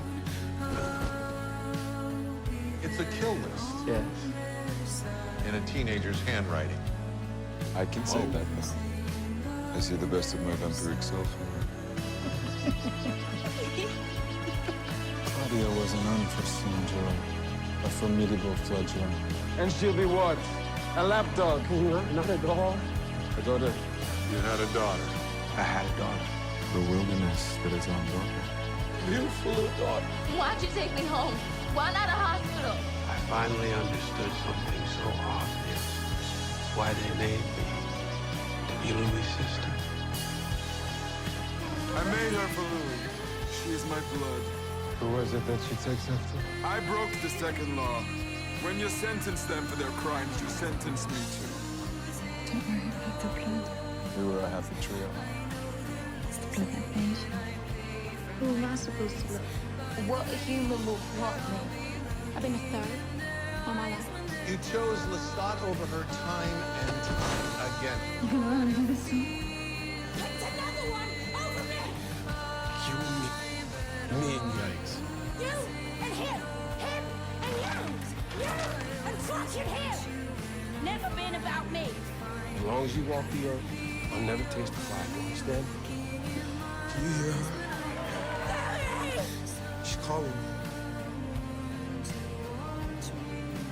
And you can tell from the look on Lestat's face. The last thing she saw on her. Oh, that is brutal. You wanted her. You fixed her. It was really fascinating graphics. Are a mistake. Don't give up on her. You will regret this for the rest of your life. Oh. Whoa. Link down below in the YouTube description for the original video. Go throw it some much deserved love. That was brilliant. That was lovely. Oh my gosh. I think I've said it before. The Claudia storyline is one of my favorites. I think from that show as a whole, I think it's the most interesting thing. Obviously I haven't seen the whole show, but it's just something I've kind of been drawn to. I'm like, oh, could you imagine having to be like 14 or whatever, in the show at least, and having to be stuck in that time of being a 14-year-old. Yes, your brain kind of matures and you get a little older via your thoughts and whatnot, but to be stuck in the in-between is just a living nightmare. I think that's why it's so entertaining and like intriguing in a way. I mean, Louis and Lestat, I mean, they're obviously adults. So that kind of aspect of it is taken away. They're not really thinking about it that much, but Claudia is something where you're just like, dang, kind of put yourself in that situation, kind of frame of mind, the fact that, you know, you're 14, it's awkward. Every 14-year-old's awkward. I'm just going back in time in my own life. Every 14-year-old is awkward. Not quite sure what to do. Obviously, you've just been turned into this creature, and everybody's ignoring you or not paying attention to you, not looking out for you in a way that you see fit. Like, that would just be brutal. And as we saw in there, it was just kind of torture, like mental torture. Specifically chose a Claudia-centric article for you because of it. Yeah. It's just, I don't know. I put myself in that situation, and it is brutal. Absolutely brutal. Let's go ahead and bring up some information on that. Kind of add to it. Interview with the Vampires, Claudia is TV's best gothic female character. Spoiler warning. Okay, here we go. When Kirsten Dunst stomped onto the screen as unsettling baby vampire Claudia in 94's Interview with the Vampire with Tom Cruise and Brad Pitt, I assume we'd all seen there was to offer with the character, but AMC's adaptation debuted 2022, and the series very quickly proved me wrong. Daly Bass's giddy turn as the character in Season 1 injected a new life into the child vampire, introduced a whole new generation of fang lovers. It's an interesting title. To this gloriously wicked ball of anger, Claudia stands out from the stereotypical female characters that have populated vampire stories of yore. And using the word yore. What truly sets her apart is her unbridled rage, as we saw bits and pieces of in there. Claudia is saved from a fire by Louis, and she emerges from the flames, a monster raised to embrace her monstrosity. As a vampire, she's allowed to indulge in the most forbidden of her desires, an extreme of her emotions. I don't know if that's grammatically correct. It is gratifying to see a female character not only bask in her rage, but act upon it. Claudia does not allow her maker, Lestat, to walk all over her, but rather stabs and burns his mistress and poisons him for treating her and Louis so poorly. Her ferocious appetite for revenge is made even more unsettling by the image of a permanent teenager committing these vicious crimes, making her a truly horrifying and arguably iconic gothic image. Yeah, the fact that she's so young and doing these crimes, that's wild. I just watched Chucky for the first time ever, the movie with Chucky. What is that movie called? I can't remember. I had never seen it before. Obviously, I know of the character. And just because of the fact it was a doll come to life, Child's Play, yes, thank you. Just because it was a doll that came to life made it so much creepier than if it was, just an adult doing that kind of stuff. Like, it just, the image of it was so weird because you just assume a doll is like a plaything and it's a good thing and it's a fun thing. And then it's just brutally murdering people. And you're just like, whoa. There's an element of tragedy that is inextricable from the character, turned into a vampire against her will, and cursed to live an eternity in the mind of a woman but the body of a teenager. That is nightmare fuel. Claudia embodies the monstrous feminine, a woman stolen of choice, railing against the forces that oppress her. Her turning point comes with the death of her first love, a young boy. Claudia accidentally drains in a moment of passion. Realizing that he is dying, Claudia quickly takes his body to Lestat, demands he turn him for her, upon which we discover that she has tried and failed to make herself a companion on multiple occasions. Yikes. Rather than offer her comfort in this time of utter despair, Lestat decides to turn this into a lesson, forcing her to watch as they engulf the boy's body in flames. Good grief. Her first experience of a broken heart is turned into a ritual of humiliation by her father, and her uncontrollable appetite, a consequence of her creation, is treated as nothing more than a reckless choice. Oh my god. Lestat is very much the evil, like, bad guy in a lot of this from what I've seen. I'm sure there's moments in there where it's not so, or, maybe. But right now it's just like, ugh. Everything he does is just kind of awful. I mean, teen girls should be full of rage for the way the world treats them. And Claudia's rage is so powerful because of that. Yeah. It, also at that time, you're dealing with a lot of internal stuff too. Like you're changing in your body and all that stuff. And it's just a recipe for rage, for sure. Lestat had an abusive father and brothers. As he said, he has his father's temper. Okay, all right. Well, that kind of makes a lot of sense. Reeling from heartbreak, she vows to embrace her vampirism with ferocity. And for Claudia, just as with Lestat, violence is a spectacle. It only becomes a performance. Perfect gothic monster who is unafraid to be monstrous. Through Claudia's violence, we can see the broken pieces of a woman frozen in youthful rage. Recklessness often reveals a much more somber desire for companionship. Well, yeah, because she realizes she's probably going to be alone forever. Unless she turns somebody that's, I guess, a similar age. Obviously, there was a Obviously, there was an actor switch with season 2.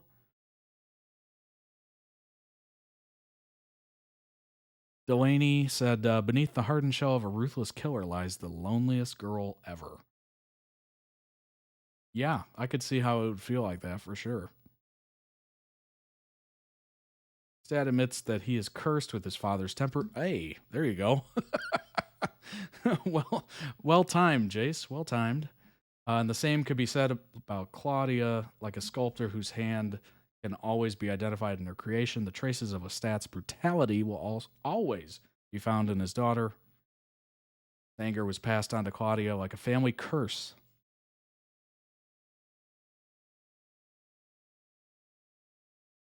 She remains defiant even in death. Her final promise comes in the form of a threat. Facing the theater goers complicit in her execution, Claudia promises, come back and effing kill them all. Her death may be out of her hands, but the words she chooses in her final moments are entirely her own. Under the full force of the sun and with the ashes of her companion at her feet, Claudia desperately turns to Lestat, who is unable to look away from the sight of his flaying daughter. With this final heartbreaking image, Claudia completes her fate to become a revenant sketched by his own design, a ghost destined to haunt Lestat's memory as a constant reminder of his every mistake. You did not read the article? Well, that was amazing timing. Well done. Yeah, that's too bad. That character, honestly, could probably just have a spin-off and it would have been amazing. Just going through that. Trying to find something. Just feeling doomed, like you're forever alone. This kind of weird teenage rage. It would have been, I think, pretty interesting, honestly. Kind of the most intriguing storyline. Unfortunately, it looks like it ended. Vampire star Sam Reed, Claudia, Louis will always be family to Lestat. Sam Reed says his character Lestat will forever feel bonded to Claudia and Louis, even though they all attempt to destroy each other. They're his family regardless of what happened. I think it's just pure love. Season 2 of the decade-spanning horror romance wrapped up Sunday on AMC, but the adaptation, best-selling novels, has already been renewed for a 3rd season.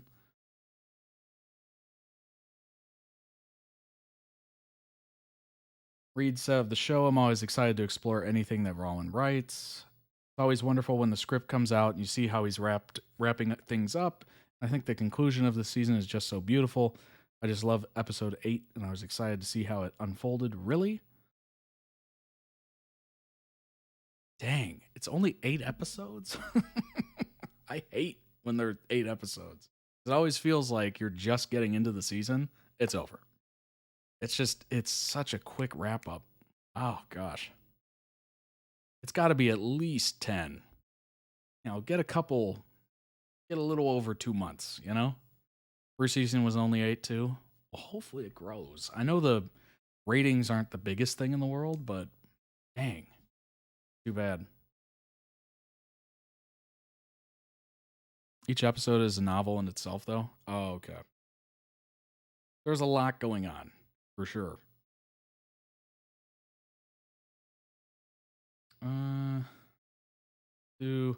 Louis's punishment was to be placed in a morgue drawer and starved to death. Ooh.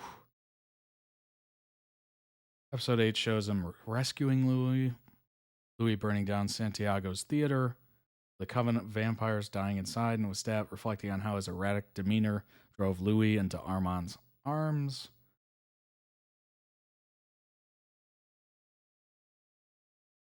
Louis heads to New Orleans to reunite with Lestat, who is just about to go on tour as a rock musician. Vampires emotionally mourn Claudia's death, part ways in the end. Both obsessed with each other, I suppose. Being a vampire is hard, and Lestat sees Louis as someone who could really do this. It's not easy to live like this. You can either become more horrendous or you go insane. I think Lestat saw potential in Louis, as well as falling in love with him, but they ended up hurting each other more than helping each other. Kind of soulmate stuff. They both know deep down it could be amazing. They could just get their act together. Now it's in more modern times. It might be less expensive than the period sets and costumes, so it might be more episodes. Hopefully. That might be great. Lestat, Claudia, and their relationship in the books. She was simply unlike Lestat and me to such an extent I couldn't comprehend her. For a little child she was, but also fierce killer now capable of the ruthless pursuit of blood with all a child's demanding. And though Lestat still threatened me with danger to her, he did not threaten her at all, but was loving to her, proud of her beauty, anxious to teach her that we must kill to live and that we ourselves could never die. Lestat played with her as if she were a magnificent doll. Oh, gosh. And I played with her as if she were a magnificent doll, and it was her pleading that forced me to give up my rusty black for dandy jackets and silk ties and soft gray coats and gloves and black capes. Lestat thought the best color at all times for vampires was black, possibly the only aesthetic principle he steadfastly maintained, but he wasn't opposed to anything which smacked of style and excess. He loved the great figure we cut, 3 of us in our box at the new French Opera House or the Theatre de New Orleans, to which we went as often as possible. Lestat having a passion for Shakespeare, which surprised me, though he often dozed through the through the operas and woke just in time to invite some lovely lady to midnight supper, where he would use all his skill to make her love him totally, then dispatch her violently to heaven or hell, and come home with her diamond ring to give to Claudia. Well, when you put it that way, it's so sweet, Came back with a gift and everything. It's very sweet. They could be amazing if they weren't toxic AF. Indeed. That was literally what was written there. Just pick out what appeals here.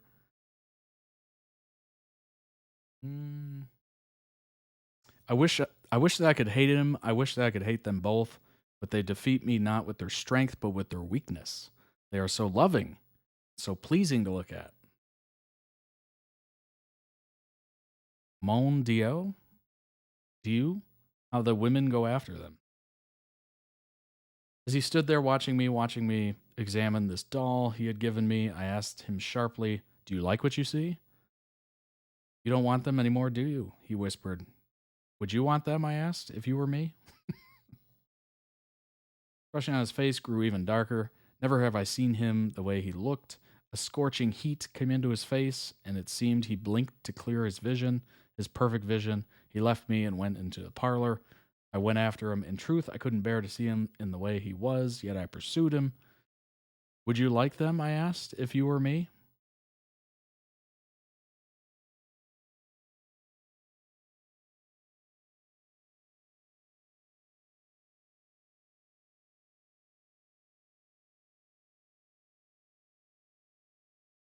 Louis will do as I wish, even unto the very destruction of Lestat, which I plan in every detail, whereas Lestat would never cooperate with my designs upon Louis.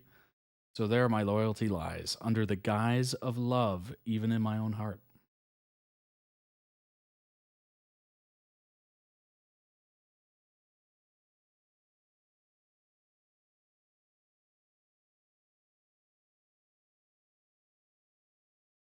My coffin, I said, put me in my coffin. When had I said those words before? Put me in my coffin. And Louis had not done it, and Claudia had not done it. In came the knife. This is the court to which I returned, in which some 600 blood drinkers were lodging, in a place in where I felt as home as I had never felt anywhere in my entire existence, except perhaps, my old flat in the Rue Royale in the 19th century, when Louis sat in an armchair by the fire reading French newspapers, and Claudia, in her puff-sleeve dress of white gauze, played the sprightly, joyful music of Mozart on the pianoforte.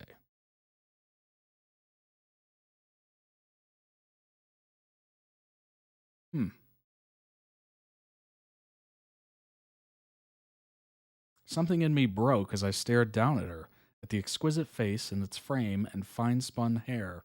I lifted her and rose, placing her in the chair before me, and I dropped to my knees at her feet. Claudia, listen to me. I didn't begin it. I didn't make the world. It was always there, this evil. It was in the shadows, and it caught me, and it made me part of it, and I did what I felt I must. Don't laugh at me, please. Don't turn your head away. I didn't make evil. I didn't make myself. How perplexed she was, staring at me, watching me, and then her small, full mouth spread beautifully in a smile. It wasn't all anguish, I said, my fingers digging into her little shoulders. It wasn't hell. Tell me it wasn't. Tell me there was happiness. Can devils be happy? Dear God, I don't understand. You don't understand? But you always do something, don't you? Yes, and I'm not sorry I'm not. I would roar it from the rooftops right up into the dome of heaven. Claudia, I would do it again. A great sigh passed out of me. I repeated the words, my voice growing louder. I would do it again. Stillness in the room. Her calm remained unbroken. Was she enraged? Surprised? Impossible to know, as I looked into her expressionless eyes. Oh, you are evil, my father, she said in a soft voice. How can you abide it?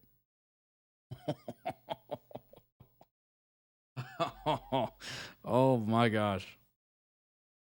Wow. Absolute wow. That is very interesting to see the differences there.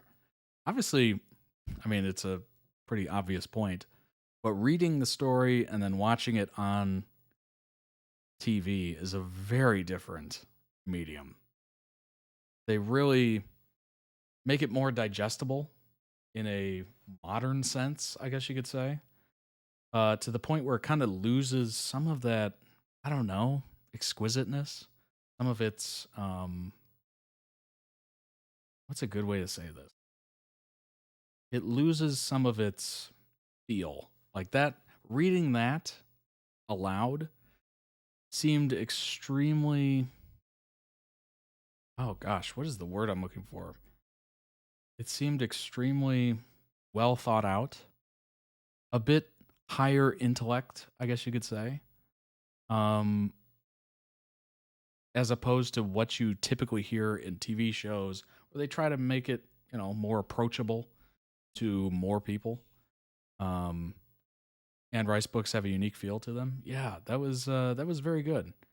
And obviously, it just, when you read the book or read, you know, any sort of thing like that, it always seems more intellectually stimulating.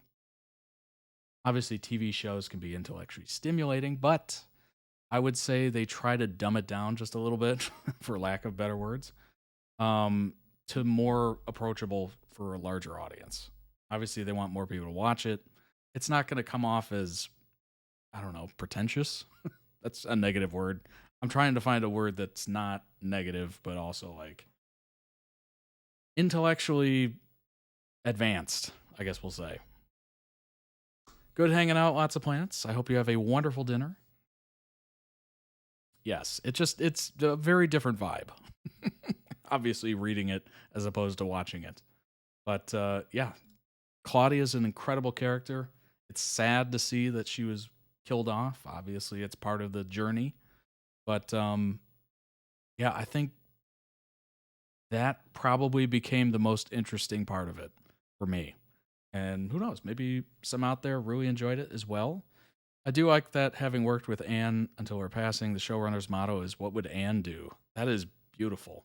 I've said that before in a different way, how Peter Jackson was just trying to figure out the best way to showcase J.R.R. Tolkien's novels into a totally different medium, tried to live up to it and make it approachable, but also pay homage to it. You know, it's a beautiful piece of you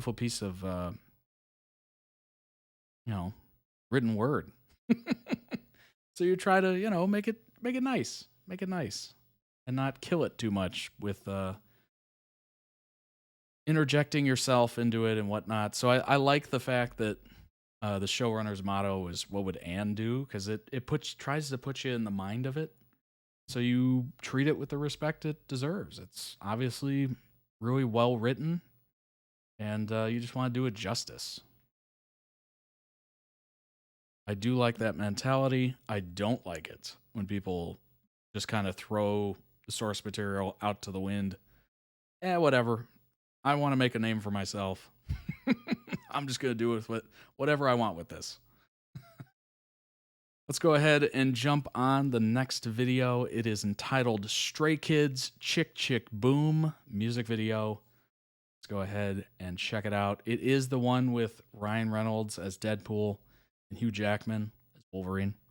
We kind of referenced it last stream. We're going to actually get to see it. This should be interesting. I hope you enjoy it. Thanks so much for hanging in there. I hope you've enjoyed the stream as well. If you're watching on Twitch live, go ahead and follow the channel. If you're watching on YouTube, go ahead and subscribe. And yeah, let's go ahead and jump into this. It's recommended to stay home. Why didn't you mention there's no toilet paper here? What the hell's going on? What? So, I was in there for 30 minutes. What? No. No. The one thing. Oh, by the way, regarding Deadpool and Wolverine, one of the craziest things that kind of jarred me initially was seeing Wolverine swear as much as he did. That's just a part of Deadpool's universe, is that, you know, it's R-rated, so there's a bit of swearing in it. Just seeing Hugh Jackman as Wolverine like swear a lot was kind of jarring, not gonna lie. A toilet? Yes. A sink? No. Toilet paper. Good evening. And thank you for watching CCB News. I'm Ryan Reynolds. And we have breaking news live from New York City. I did not know that. 정통항옥색의 저점도 맞춰내 재빠른 계획도 어쩌없이 완벽한 판도 왜소 춤춰내 플랜대로 keep going Look this life is regular 승리를 너무 과식했지 배불러 산책도 할겸 어디쯤에 뚫려 우리는 주로 나머지 전부 Neil Armstrong Yeah 안 되는 것 없이 I do it Just pull out my trigger I got that I'ma pop take a shot Jace Shoot down my girlfriend by one night snipe them Filling up my truck, yeah, you want that right? Boom. Hit you like a truck, I'ma That's make amazing. you fly. Vamos, I know that you want it, bro. I wonder how much trouble they actually got in for doing that, because it is Marvel IP, so you probably do have to get permission for it. I don't know what kind of after the fact permission he had to get, but I'm sure it involved an apology or something. Maybe they were really into it. I don't know. But yeah, anything legal is usually not funny and awesome. It's usually very serious.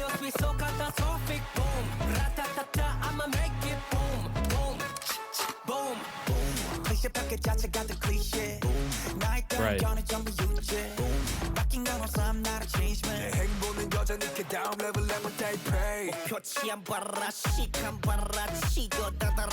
I'm the owner of my gold 진짜 많은 봉 I make it right 좀 조금 clear 정적을 깨버리지 나의 trigger fire 저 끝까지 관역을 더 위로 올려 my amigo feeling on my truck yeah you want that ride boom hit you like a truck I'ma make you fly boom vamos I know that you want it boom lovers we cannot stop until boom ta-ta-ta, I'ma make it boom, boom, boom, boom. Vamos, I know that you want it, boom.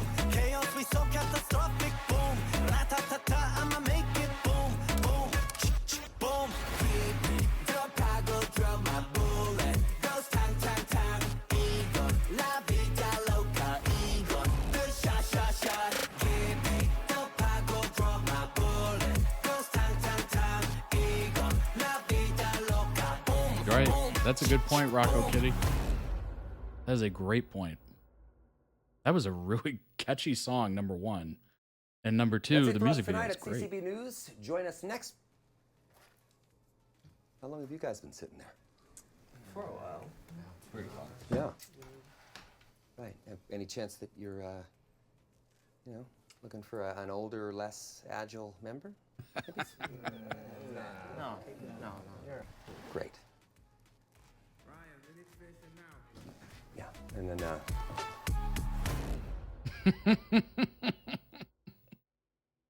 Link down below in the YouTube description. Throw that some absolute love. It was a great song. Did I say link down below in the YouTube description? I did. Okay. Just wanted to make sure I said that correctly. Great song, very catchy. I liked it. I like the style of the music. Music video was very interesting. The way they went in and out of scenes. I like the transitions, whether it's through the art, whatever. It grew on me fast, indeed. Yeah. I'd heard of them, but not any of their music. Good. I mean, from what I just witnessed, if the rest of their music is anywhere even remotely as good as that, I'm sure they are pretty amazing. Just based off of that, what we just listened to and saw, I like them. I like them a lot. It's a very interesting song choice.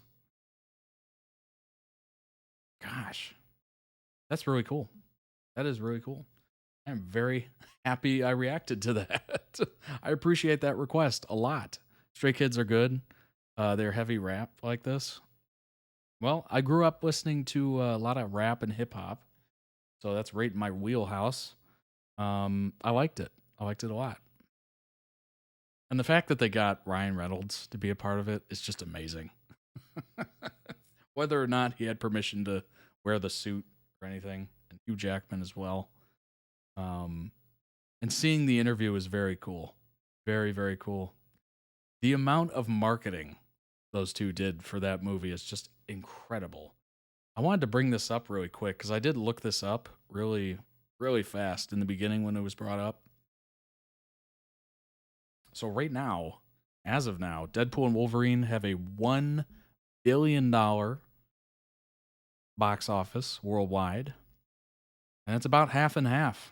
Domestic, almost, which is in the U.S., almost $500 million U.S. dollars. Internationally, it's just over $500 million U.S. dollars.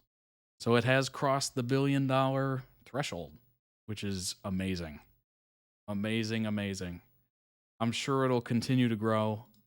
It opened with 211, so it's doubled the opening. That's a big opening, but it's still going, I think. Let's see. Wonder if it says earned a lot of money in the UK.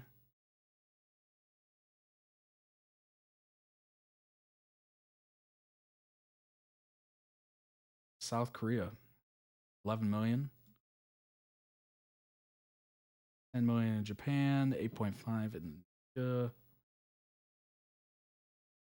almost 55 million in China. Wow.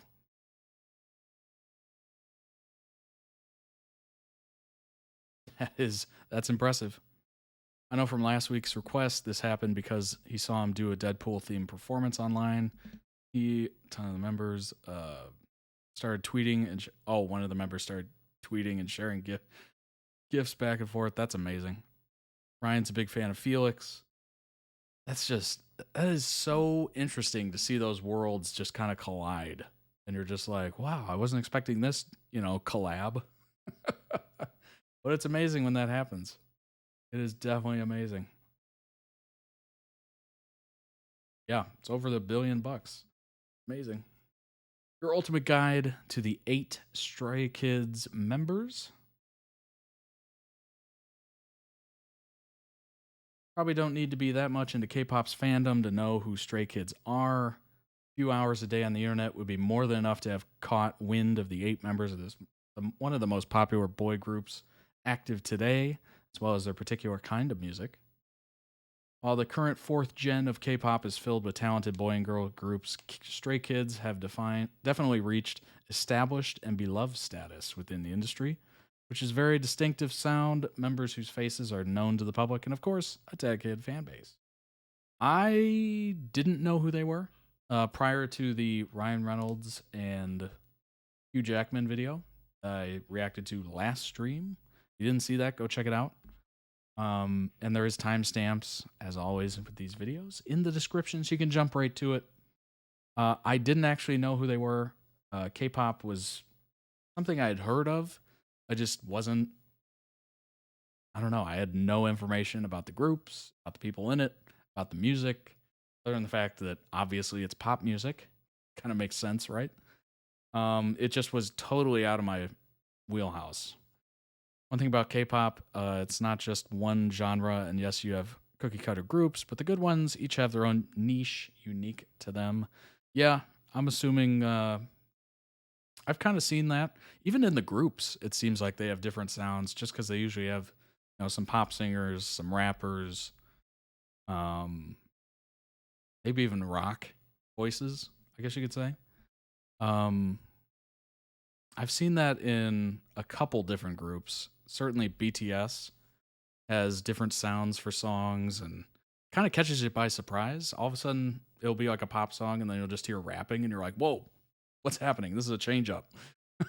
I kind of like that. I like the fact that, it's kind of blended in a way. It's not just one straight genre of music.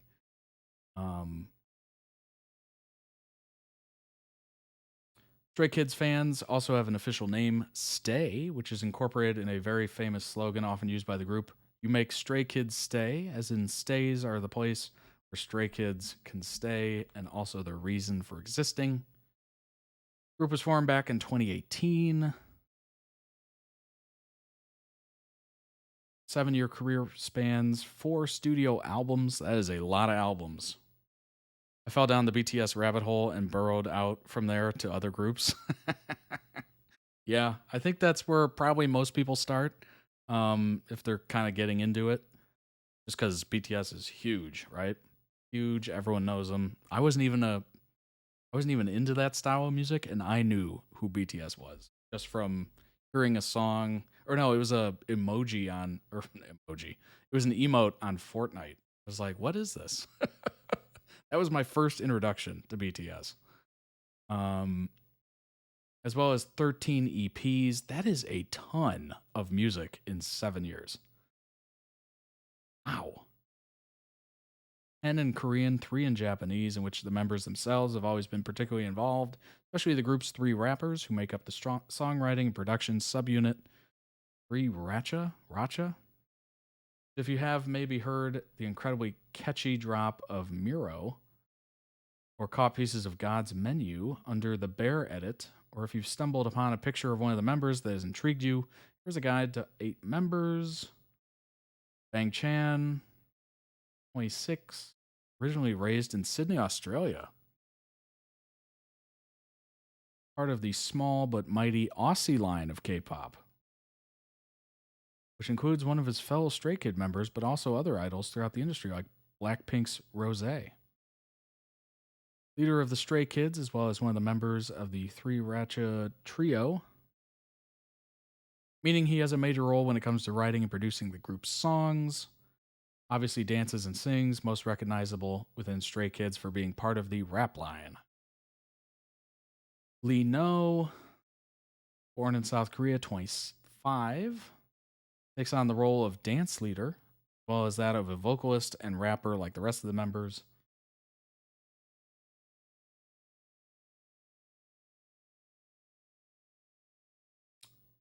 Changbin is another member, biggest creative force behind Stray Kids music. 1/3 of the biggest creative force, excuse me. He's rapping in a good majority of the group's music, even though his positions also include that of vocalist, 24.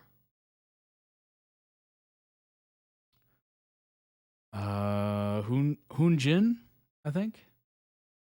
Vocalist and rapper. Maybe he's most importantly part of the dance racha subunit, and so a member of the group's dance line.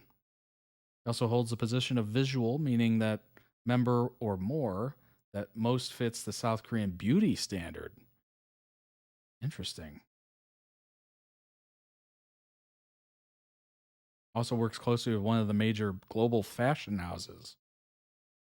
That's interesting. I didn't realize the groups had a visual, aka the hottest or most conforming person to the beauty standards. That's kind of interesting. I did not know that was a thing. I saw a compilation of random American interviewers complimenting Bang Chan's English and him being like, "Thanks, I'm Australian." That's amazing. Han, 23 years old. Final member of the Three Ratra subunit. He's also a rapper and producer more than he is a vocalist. Felix, who Ryan Reynolds is friends with, or acquaintances, or who knows. 23, born in a suburb of Sydney, Australia. Distinctive deep voice, is immediately recognizable in Stray Kids music. Final member of the dance trio. Career also spans to fashion. He was appointed house ambassador for Louis Vuitton in the summer of 2023. That is a good one to have. 24 million followers on Instagram. That's wild. That is wild.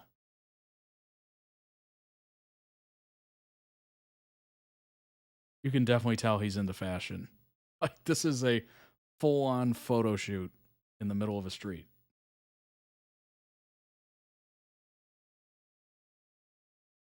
The Sung Min, I think. 23 years old. Born in Seoul. One of the group's vocalists. Just like the dancers. Vocal Racha, as the name suggests, is for the vocalists.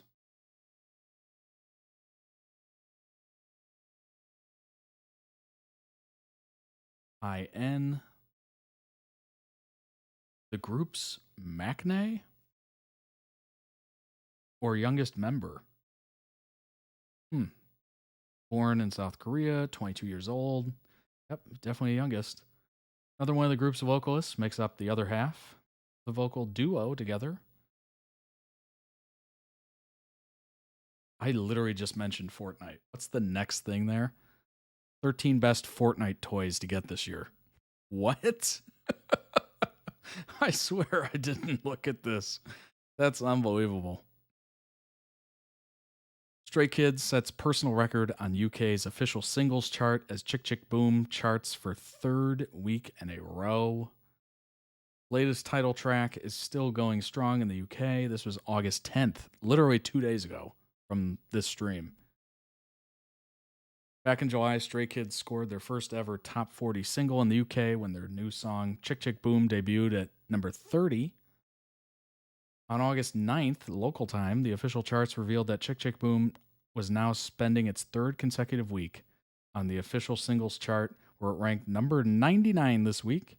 The song also spent a third consecutive week on the official singles downloads chart, where it came in at number 97. So it's close to leaving the list, but it's still hanging on. With the latest achievement, Chick Chick Boom has now become Stray Kids' first ever song to spend 3 weeks on the official singles chart. Congratulations indeed. It heard you. Yeah, exactly. It did. That's so weird. Stray Kids took on Lollapalooza and emerged triumphant.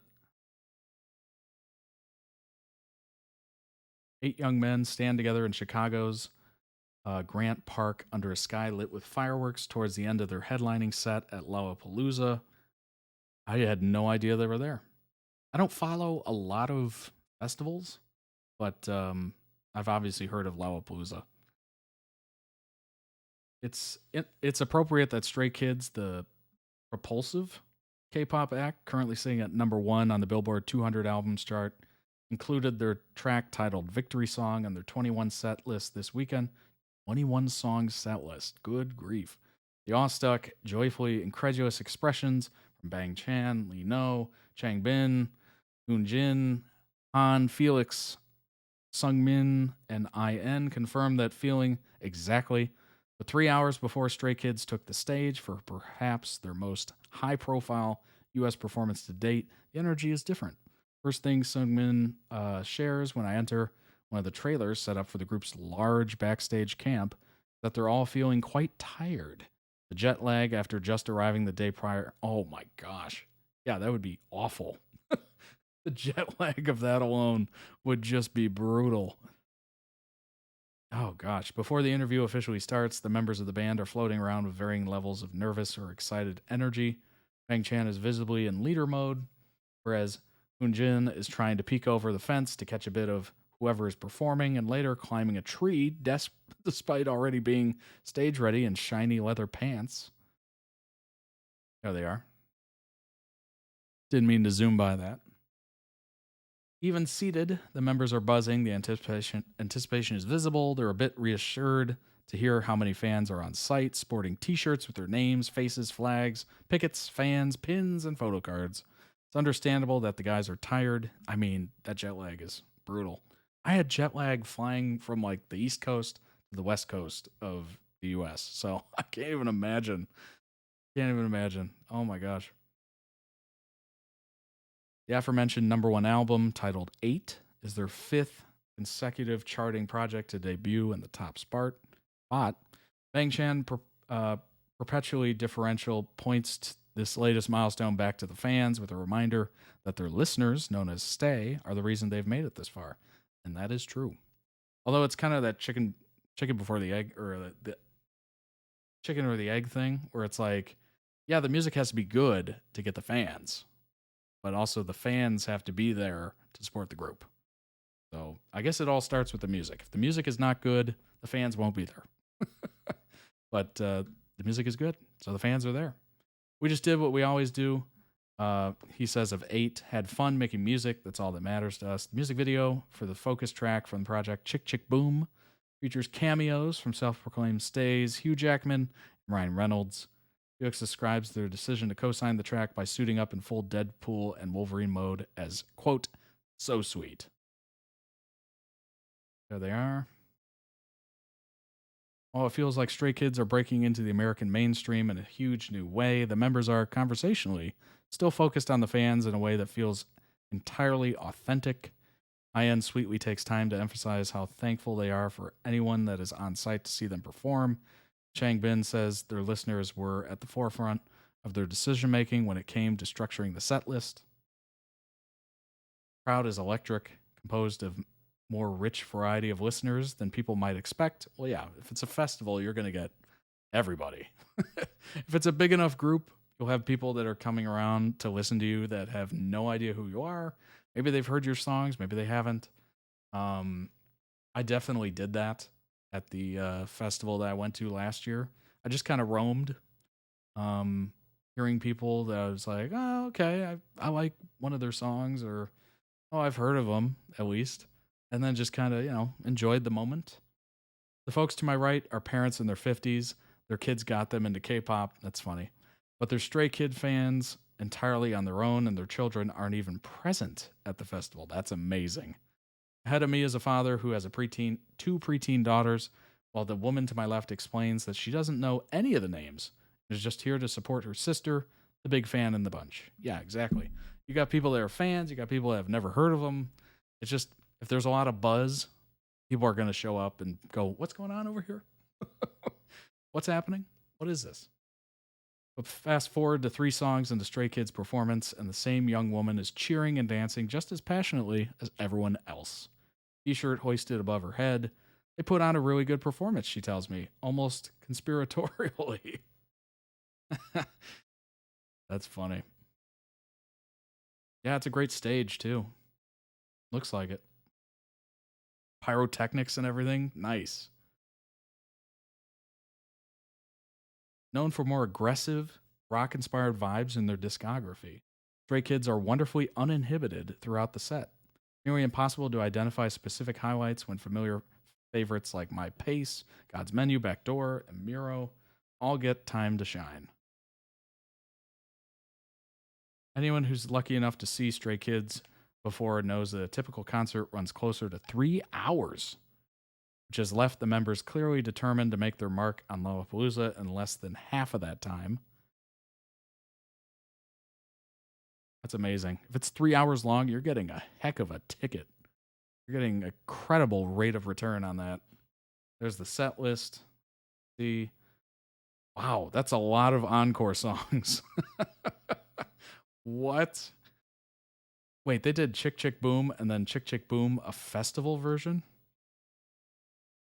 Oh my gosh. That is so many encores. Cool. That would have been amazing. Wow. Excellent song. Loved the music video. Definitely into it. Could definitely listen to some more. They have really interesting voices. Great rapping. Yeah, very creative. I liked it. I liked the sound. Very interesting. Let's go ahead and jump into the final video of the stream. I hope you've enjoyed it so far. Follow, subscribe, all that good stuff. If you want to request your own videos, toddreacts.com. Final video of the day is actually one by our own Luke, who is a Discord mod and a member of toddreacts.com, who often helps with the links to these streams as well. Umbrella Academy TikTok's compilation while we wait for Season 4. Apparently Season 4 just came out. August 8th, I believe. So the information we're going to go over is pretty baseline stuff. I don't want to give any spoilers away. Jace, mentioned that, and I'm like, I totally agree. We want to give people some time to watch Season 4. So go ahead and watch it if you want. And I don't think there's any spoilers in this. So should be good. I mean, other than trailer elements, which you've probably already seen if you're a fan of the show. I don't think we're breaking any ground there. But let's go ahead and jump into this. He's the other half of the modding duo. Indeed. Indeed. All right, let's pull up this video. Get it going. Last video. Here we go.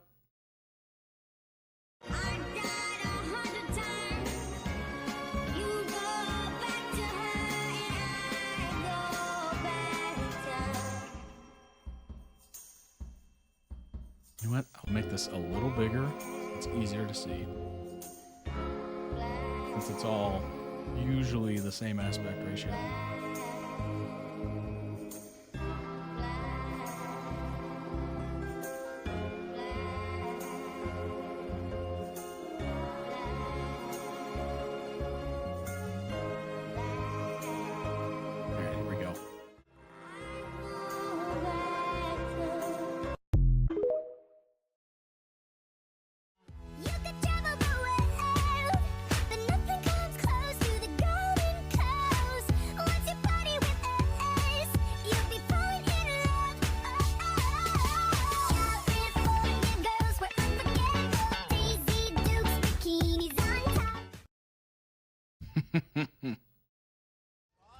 At first I'm like, Harry Potter, what?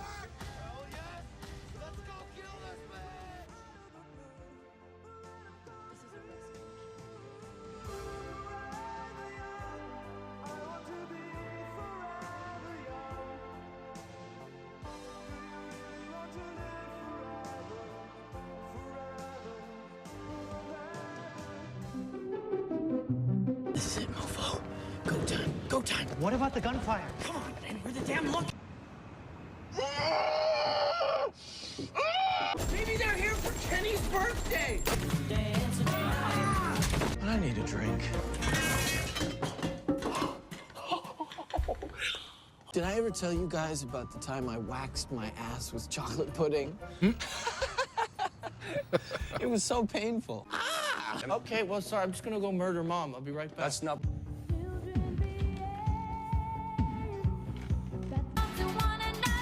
Nice dress. Duncan. Wait, how did you get back? Well, he hated children, too, and he had plenty of us. Yoo-hoo, Diego! So touching. All that stuff about family. What? This is my nicest outfit. I had you like 16, like young and terribly misguided. Sure. Your mother, that slut. Well, then how did he get that swollen lip then? He doesn't have a swollen. Oh, peace on earth. That's so sweet. Oh! God, that hurt. What are you doing? There's been an assault in Mr. Big's office, and we need security now. Now! Beat the shit out of us. The amount of chaos. Tummy's a rumbling. I love you, even if you can't love yourself. Hey, a little privacy, guys. We're really hitting it off back here. Get out! What are you still doing here? I'm dead. Hey! Stop right now! Hey, bitches! You! Get back here! Well, get out of the van, Klaus. Well, welcome back to the van. What van? Klaus! Klaus! We guys are scarier without the masks. Of course it is. Not an idea. She thought he was a furry. Stop. Those big, hairy shoulders.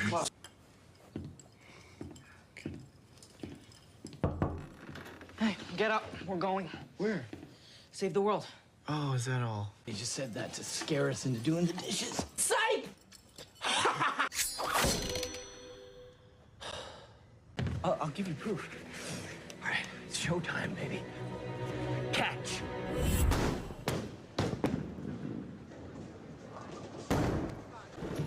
What? You know I liked you a lot better before you got laid.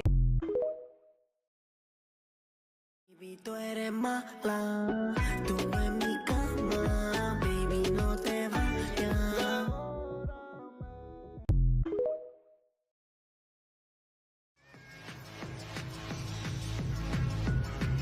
The classic meme.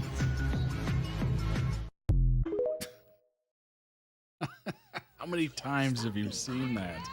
All over where it used to be. Still makes his appearances now and then. And I'm the one you like that. Like to run your mouth, smart ass. It's gonna be hard after I break your jaw. Oh.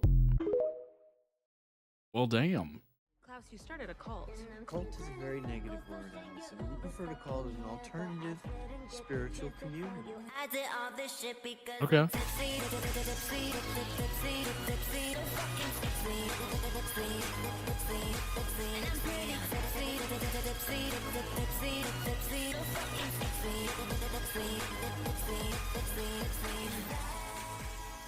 I don't know if that counts as a thirst trap, but maybe.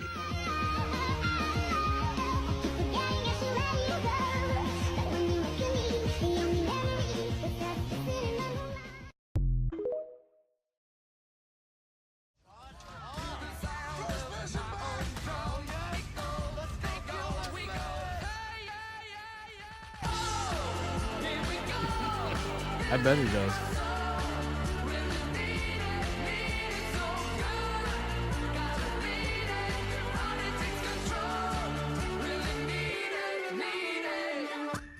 There is something quite, I don't know, admirable about a character that's just pure chaos.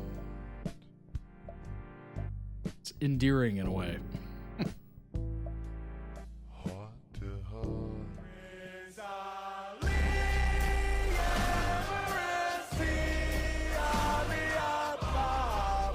What is this Aladdin song?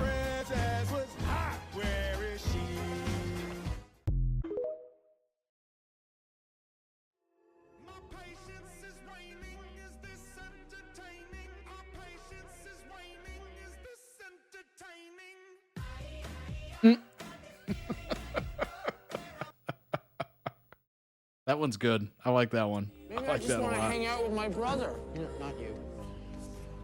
Mi hermano. I love you. Sibling love, indeed. Cinco. Oh, God, hermano. What do you want? Cinco.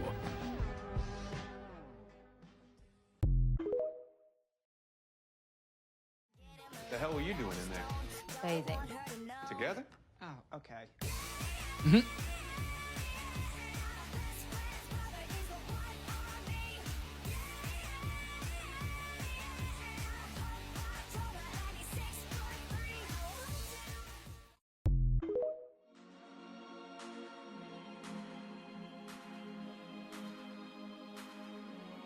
Well, isn't that nice?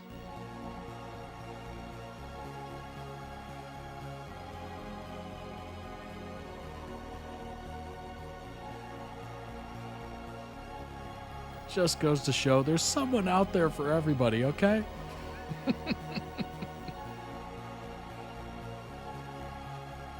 Keep the faith.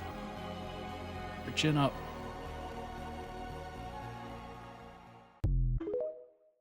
Wait, was that last one a person? Can I ask you a weird favor? Anything. Can you hug me as I go?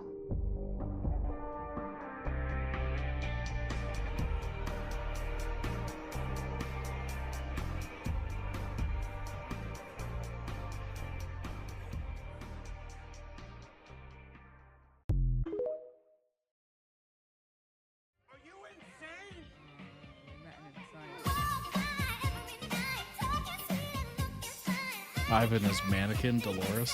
Oh my, I knew that wasn't a human. His wife in the apocalypse hellscape. Makes sense. You gotta do what you gotta do.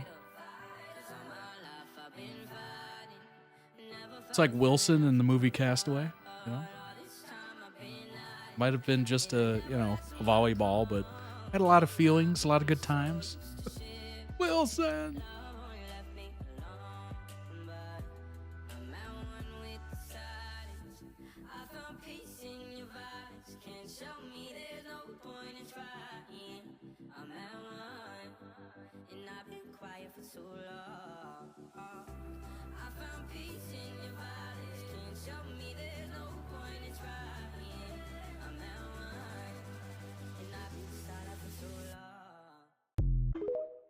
That's a great song.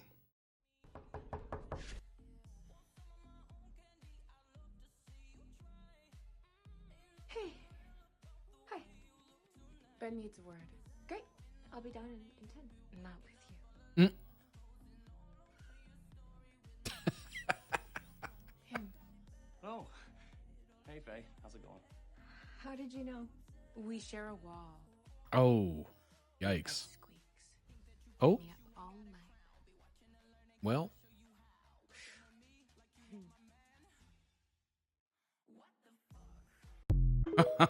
Oh my god. Oh, the old squeak.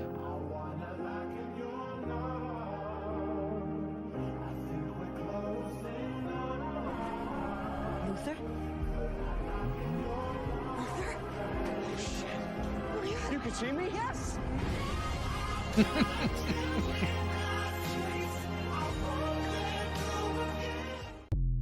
I don't know what happened there, but that was lovely.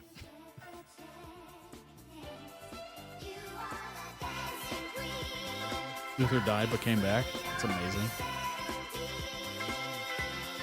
Probably a big moment.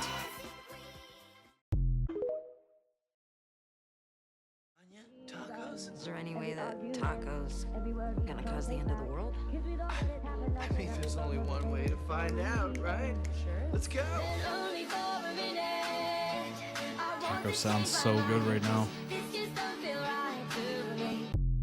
Luther died but came back is the short version.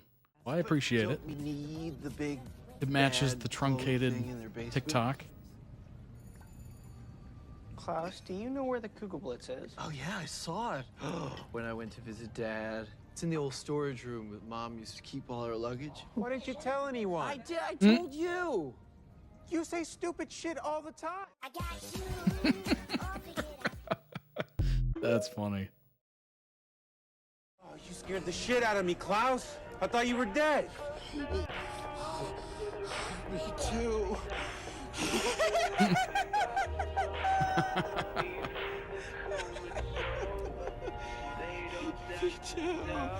Brother, it didn't make it through in time. All the stupid shit Klaus used to do. Why didn't you tell anyone? I told you. Boston you say Diego, stupid the shit duo. all the time. I used to think he could survive anything. And now he's dead. Brother, it didn't make it through in time. All the stupid shit Klaus used to do. Why didn't you tell anyone? I told you. You say stupid shit all the time. I used to think he could survive anything. And now he's dead. A bit of sanity with the insanity. Being a pain in my Yeah, ass. well, you should eat shit.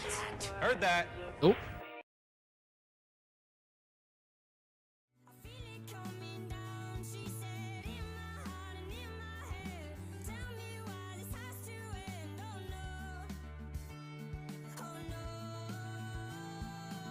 Guys, you all die.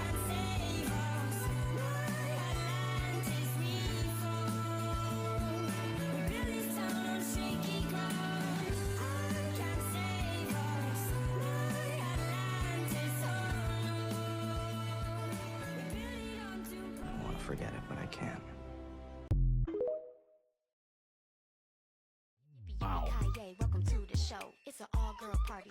Obviously, there's a lot of big moments in here, which I guess you have to have when you have superheroes or whatnot, powers and all that stuff. You've seen them all die a few times? Well, dang. I guess it kind of creates like a will they, won't they come back situation, unless they always come back.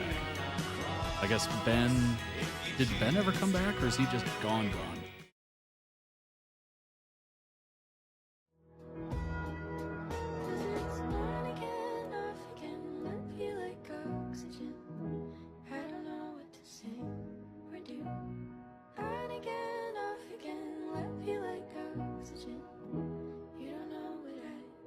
Gosh, I see Luther and I think of Black Sails, the pirate show. Guys? Original Ben moved on. A-hole Ben from New Timeline is here. Yeah. I guess there's nothing more romantic than dying with your friends, and I'm not. You know what? I guess that's kind of nice security. Well, up until season 4 was the end. Probably nice security for the actors, knowing that they'd probably come back. We were that close. Like, looking through the script. I'm dead. I'm alive. Okay. Whew. We're good. Paycheck's still coming. So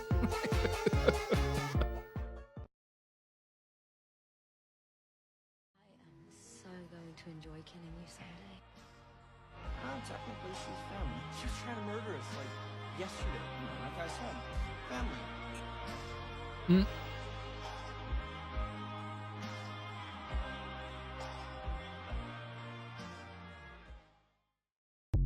All families have quirks. Theirs just happens to be, I don't know, murder. You don't have to do much, you know, you just have to stand next to me and make sure I don't. Guy who played Ben cried after Ghost moved on. Thought he was done, then a week later got a finale cliffhanger scene as new A-hole Ben.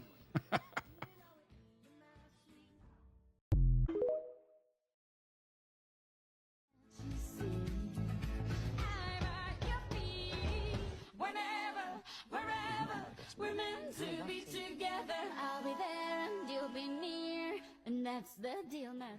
So he was like, this is awkward. Hi again, guys. Gosh. With yet another one of your brothers. And he's talking about stopping one of your sisters from blowing up some buildings. And I got a dead man wrapped up in my best robe, babe.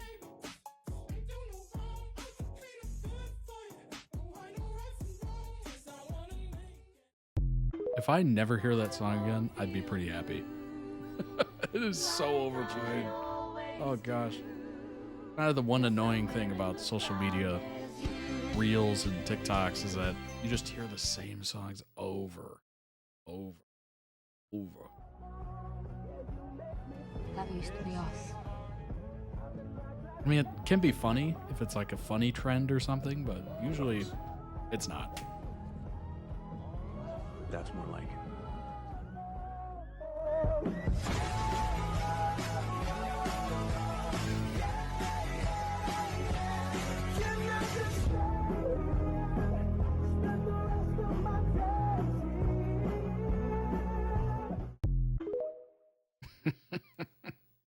Interesting relationship they got going there.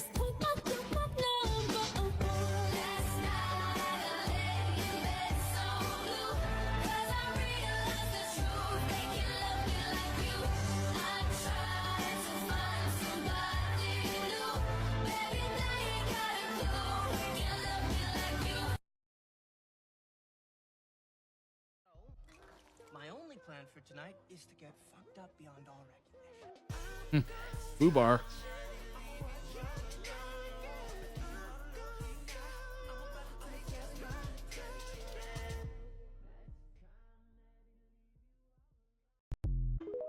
I feel that. It was me on my birthday.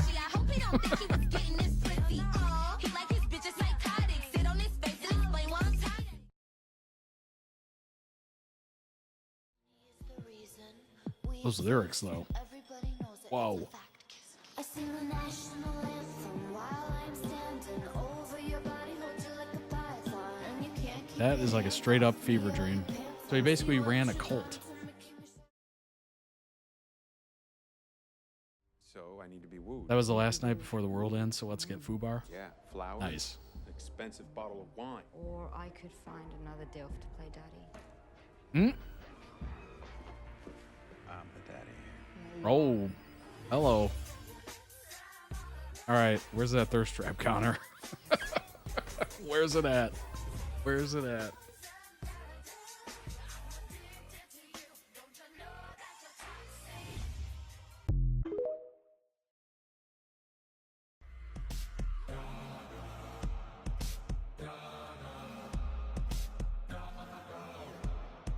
There it is.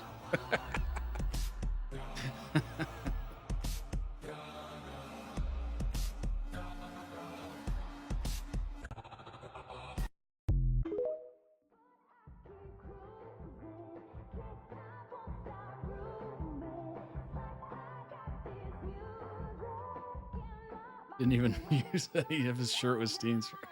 That's a good point. You'd think that would be included, but I guess they didn't have to.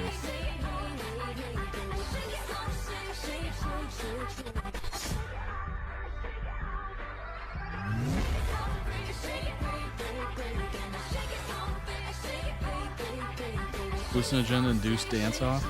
Gotcha. It's a Footloose.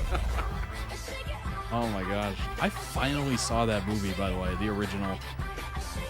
Like, maybe 6 months ago. I just sat down one night, I'm like, you know what? This is available. I should just watch it, just because it is so famous.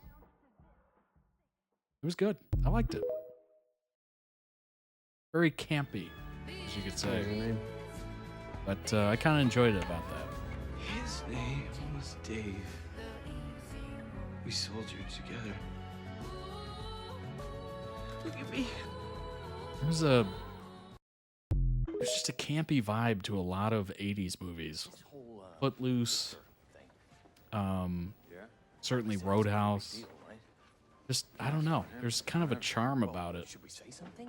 You know, I mean, make a formal gesture or welcome him as brothers. No. God, no. Just roll with it, man. Don't say anything and don't be weird. Okay. But not saying something feels weird, right? I mean, right. Shouldn't we, I don't know, mark the occasion somehow? You just want to throw a party. Why do you hate tiny sandwiches? I love tiny sandwiches. Those little pinwheel ones or whatever. Those are so good. And you never get them unless it's like an event of some kind. Like you never just buy a party platter of pinwheel sandwiches. For a soldier I haven't technically met yet, and Luther is Again, we are not biological. Face it, the healthiest long-term relationship in this family was when Five was banging that mannequin. The only thing the Umbrella Academy knows about love is how to screw it up. Well, you know, some say it's better to have loved and lost than to have never loved at all. Teams are on my ass. You can let it go. You can throw a party full of everyone you know. The only one. You can start a I family. know what's different this time. Who'll always show you love. What's up? You don't have to be sorry for I don't want to do it alone. on your own. I've missed you all. You can let it go. Number two, You bullshit. can throw a party full of everyone I want my you know. family by my side. You can start a family. Now on, it's who'll always show you love. Team Zero. You don't have to be sorry, no. What took you so long? Well, we're here now. Do you want to stop complaining? Or if you prefer, we could just leave you here. Yeah, what he said. Does everything in this family have to be a discussion? At the end of the day, they all want to feel included. It's kind of the little hidden theme I've been seeing. Regardless of, you know, powers, who you are, how old you are, they all just want to be included in something. Bye. See ya. Miss you. That's weird. That's weird. What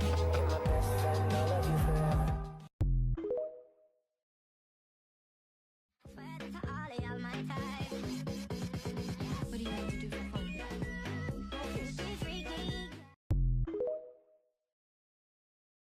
Not quite sure what that one was. By my wife. No, Luther, you can't go. You were dead 5 minutes ago. You're fragile. I gotta go after. No, wait, Klaus, wait! I'm out, bitches. Oh, guys, come on. We should stick together and figure this Well, out. what are we supposed to do? Live our lives.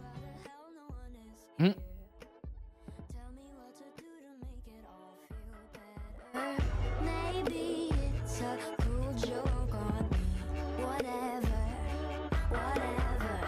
Just me. Well, that was not good. Excuse me. Excuse me. He just came back alive. He's fragile. Wouldn't your son be happier playing with kids his own age? Assuming it's okay with your two dads. I'd rather off my own foot. Oh.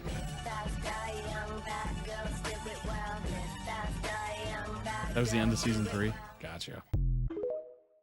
It definitely seemed like a big moment. Like he would have Luther come back at the end. And you said, as long as I'm here, no one can hurt you.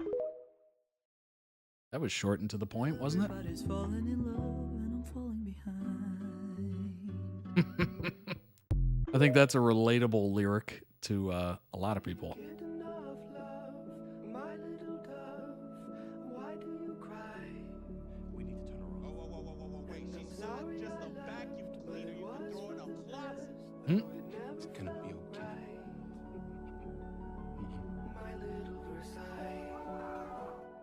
Robot mom. And hold her tight, so happy together. If I should call you up, that's the time, and you say you belong to me, and ease my mind. Imagine how the world could be so very fine, so happy together.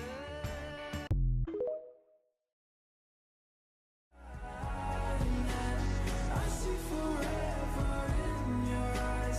I feel okay when I see you smile.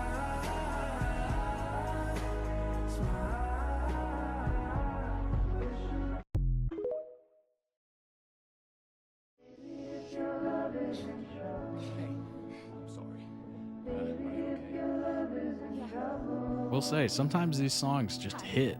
It's like the perfect song for it. When you know, you know. When you know, you know. Kinda makes me laugh. Running down that path when you're good as gold. 'Cause when you know, you know. It's a great sentiment, great lyric. And very true. And you know when you don't know as well. Bye. Luther was such a puppy falling for Sloane. Oh, that's sweet. That's weird. It's kind of an interesting juxtaposition because he's like the big, strong guy, you know? So to have him being like a puppy or, you know, falling head over heels, kind of a nice visual.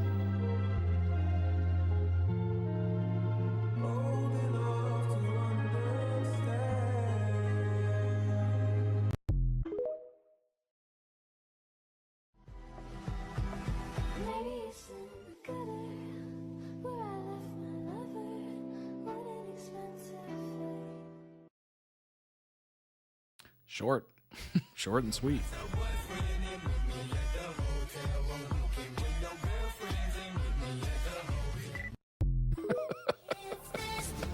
I was not expecting that song. Diego and Lila are a real life couple too now. Really? Whoa. It's kind of beautiful how that happens sometimes. Sometimes it doesn't work out, and sometimes it does. I mean, literally, just look at Ryan Reynolds and Blake Lively. They have a whole family. Fingers crossed it lasts. You never know with Hollywood relationships. They said the end is coming. Everyone's up to something. I found myself around and onto your sweet nothings. Outside they push and shoving. You're in the kitchen humming. All that you ever wanted from me was sweet nothing.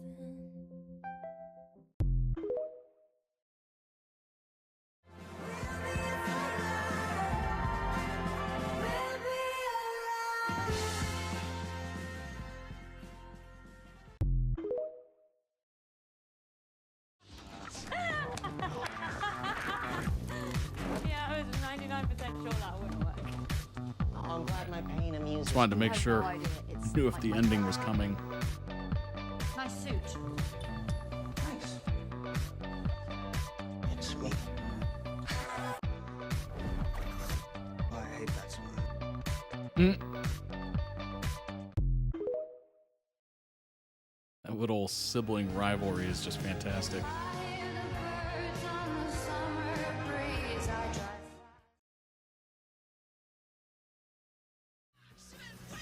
Hello, lover.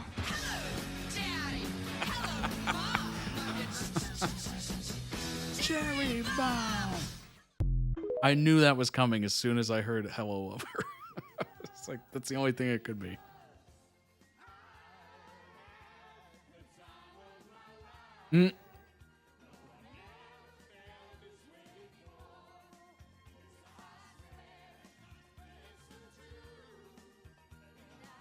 Dirty Dancing.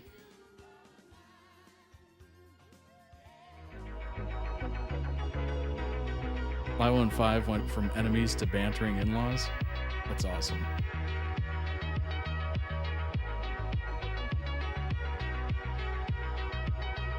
That's an interesting story arc you don't often see. I kind of like that.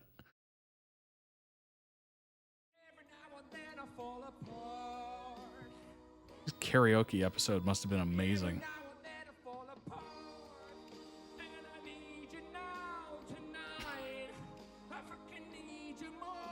Doesn't he have the voice of an angel?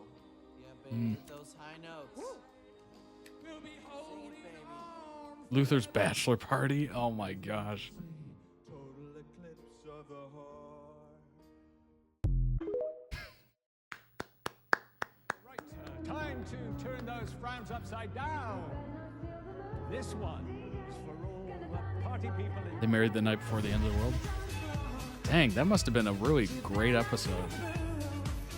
Or a couple of episodes leading up to it. My thing? Remember when I first noticed that you liked me back? We were sitting down in the restaurant, waiting for the chat.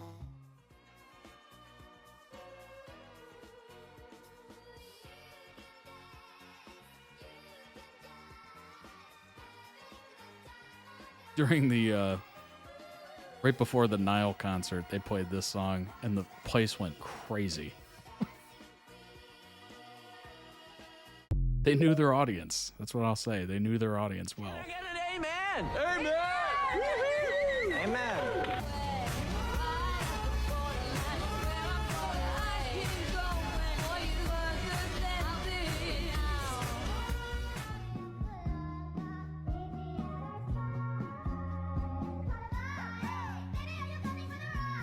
Us conducted the wedding. Nice. Okay. I'm sure it was interesting. I can't say brother's terrible. Garlic is for winners. Enough Mm. foreplay. Amen. Garlic is for winners. And the more the better. Of us together. You have to trust each other. I am so going to enjoy killing you someday. How much garlic should you add? What More a than you bunch of think. losers.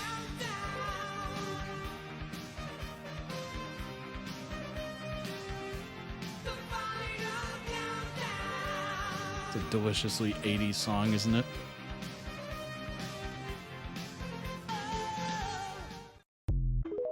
We're heading for Venus. Well, TV shows for that matter.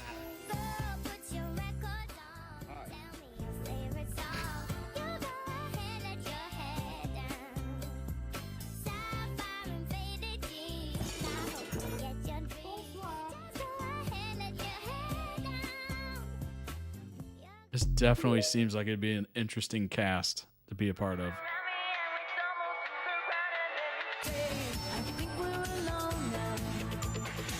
Oh, that's true. Didn't it start with like kind of a funeral down period? And then it ended season 3 with a wedding? That's amazing. Oh my gosh. Link down below in the YouTube description for the original edit. Luke's channel, go throw it some love, and also check out the channel. There's lots of great videos on there, and you might find more that you enjoy. So go throw it some love. Let's give Luke a nice round of applause. He puts a lot of work into those. It's amazing. Really cool. He should be back next week. Just FYI. He has Bridgerton, Disney Descendants, all sorts. Indeed. Indeed, indeed. Good stuff, as always, by Luke. Amazing edits. I like the fact that there was a wedding in there, and the fact that there was like a build up to it, and it was end of the world. Like, that must have been so interesting. Just what was happening, thinking about the end of the world, how that changes relationships, how that changes how you act, how that changes, you know, certainly you might repair relationships, you might continue destructing them, whatever. It definitely makes you think about things. I remember this movie I watched. I think it was called, oh gosh, Friend Until the End or something like that. I think it was Keira Knightley and Steve Carell, if I'm not mistaken. It was really dark. I mean, it had its funny moments and all that good stuff. It had its sweet moments and stuff. But the overall gist is that they were going to die. And it just had that like dark cloud overhead of the entire movie. You're just like, oh gosh, like all of this is going to be for naught because they're all going to die. And literally what the movie is. It just, it changed a lot of things. Like they tried to repair relationships and all that stuff, and tried to get affairs and orders before the end of the end days. And, you know, kind of weird to think about. Obviously, humans, we don't like to think about the end. Certainly don't like to see it, think about it, but it's just a fact of life. But it's weird to be able to know the exact like day or time or whatever when it's actually going to happen. And I think that's what made, oh gosh, what is that movie with Justin Timberlake? He's got like the time, the units of time on his arm. It's basically just a countdown. And when you lose however many units you have, you die. So you can literally see on your wrist, I think it was In Time or something like that. You can literally see on your wrist how many units you have left or how many seconds or minutes or whatever. And you literally just change that. So if you're buying something, you buy it with time. It's a wild movie concept. I liked it. Justin Timberlake was an all right cast in there. Not bad. But it was an interesting concept. Really wonderful sci-fi. Let's go ahead and... So yeah, it's cool that season 4 just came out. Really neat. We're not going to spoil any of it here, obviously. We'll give you a chance. It might be cool for me to figure it out, learn about it, just because I haven't seen it. But obviously, I don't want to spoil it for any of you who haven't seen it yet and plan on seeing it. Umbrella Academy, every season, there's been an end of the world to try to stop. Oh, really? Actually, you know what that reminds me of is Terminator. It's just like, seems like there's a judgment day every time, doesn't it? Superhero television series based on a comic book series of the same name written by Gerard Way, which is just crazy to me. I never would have assumed that he did that. So it's always odd to me, but really cool. Let's see. First 2 seasons had a TV 14 rating, and then it received a MA rating for the last 2 seasons. So it somehow got, I don't know, more mature as it went on. The fact that it went through multiple production companies and it's still good, or people are still watching it, is pretty amazing. Because usually when, those switch out or the showrunners switch out, which I'm assuming they have, it usually loses a bit of itself. Filmed in Canada. 45 million households had watched season 1 during its first month of release, thus becoming one of the most streamed series of the year.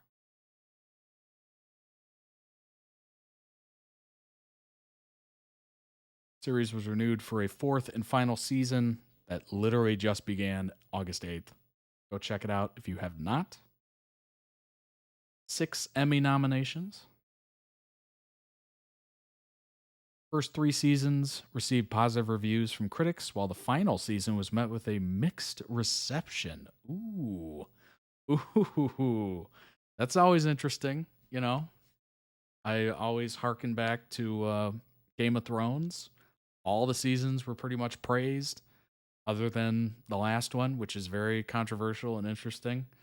I'm wondering why the last season, this season that just was released, received more of a mixed reception. That's interesting. Did they wrap it up well? Did they leave it on a cliffhanger kind of thing? Open to interpretation? Like Lost? The show Lost? Did they not end it very well or too fast? How is the pacing? Who knows? Well, you will know if you watch it. They said things like COVID and the strikes made things more complicated as part of why they didn't entertain a season 5. Right. Yeah, considering the fact it was renewed August 2022 and it didn't air until 2024. Well, it looks like there was 2 years in between everything, but obviously 2020 was COVID. The pandemic. I probably shouldn't say that word out loud. The pandemic. Pretend I didn't say it.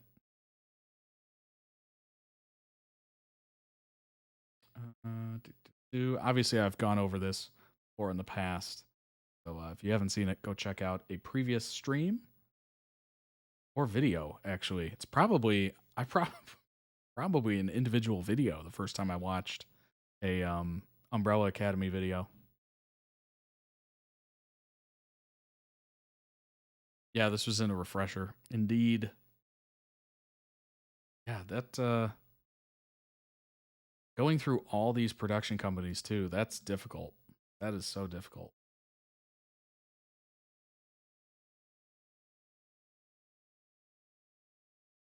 I just went down to the summary of the 4th season. I'm not going to read it. We're going to breeze right by it. We'll talk about the 3rd season. It's already been out. People have known about it. In the 3rd season, the siblings realized their actions in the past created a new timeline, and returning to 2019 is vastly different, where they have been replaced by another Hargreaves superhero group adopted by Reginald, dubbed the Sparrow Academy. They also have to find a way to stop a Kugelblitz from consuming and destroying the universe created as a result of the grandfather paradox siblings caused through their time travel. They successfully reset the universe while losing their powers in the process and go their separate ways. That was that scene that we saw when they walked away. Luther was alive, surprisingly. And then they all went their separate way. What is the grandfather? Occurs when the past is changed in any way, thus creating a contradiction. Common example given is traveling to the past and intervening with the conception of one's ancestors, such as causing the death of a parent beforehand, thus affecting the conception of oneself. If the time traveler was not born, then it would not be possible for the traveler to undertake such an act in the first place. Therefore, the ancestor lives to offspring the time traveler's next generation ancestor, and eventually the time traveler. There is thus no predicted outcome to this.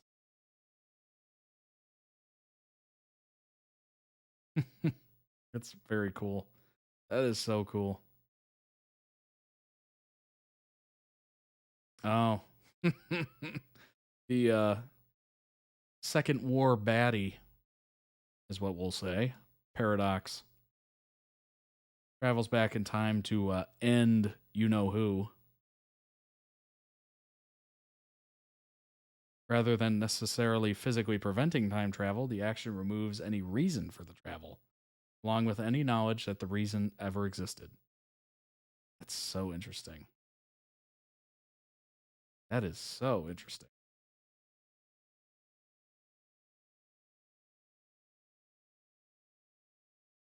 So they didn't exist anymore. Indeed. Luther was alive, but Sloane vanished. Oh, gotcha. Meet the cast of season 4. Wave goodbye to the Hargreaves. It's always brutal. And why is it Netflix shows always last so little? Like it's 4 seasons, maybe 5 seasons. Kind of rare that shows get the full like 10 seasons, which you would think would be like a standard number for acclaimed shows or shows that people enjoy, get decent ratings. Umbrella Academy fans, assemble. It's time for one last Hargreaves adventure. Right, folks, the 4th and final installment of the popular show is among us. Sheehan, who has previously teased that his story will take a darker turn in season 4, explaining you talk them through, you try and not leave anything out. You try to make sure that they're a good laugh, and you're not missing anything, and then you just go in and take each moment as it comes. One big long now, and try to remain present and listen. Let the writing, which is always good, shine through you. What? That was an interesting way to state it. Very flowery, very rich in imagery. Wanted to show off a bit of acting prowess, as well as on the other side of things by showing a lot of extremes of emotion, ideally right next to one another. See that mad emotional flexibility that Klaus tends to have. As well as the actors returning to play siblings, the final season also includes some high-profile new additions to the cast, like Nick Offerman, Megan Mullally, and David Cross all joining the mix. But who are they playing? Well, you have to figure it out. How about that? Obviously, you have the Hargreaves siblings. Nick Offerman, Megan Mullally, David Cross.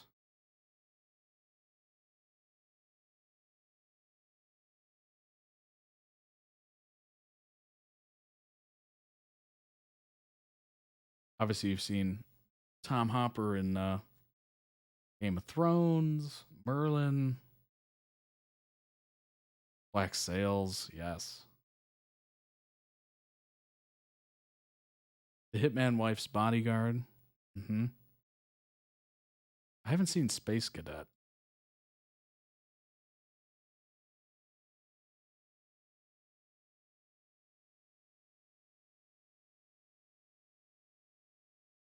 Robert who plays Klaus is super flowery language.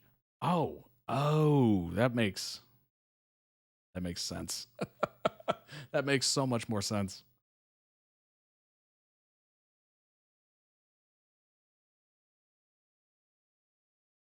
Number 1, gifted strength.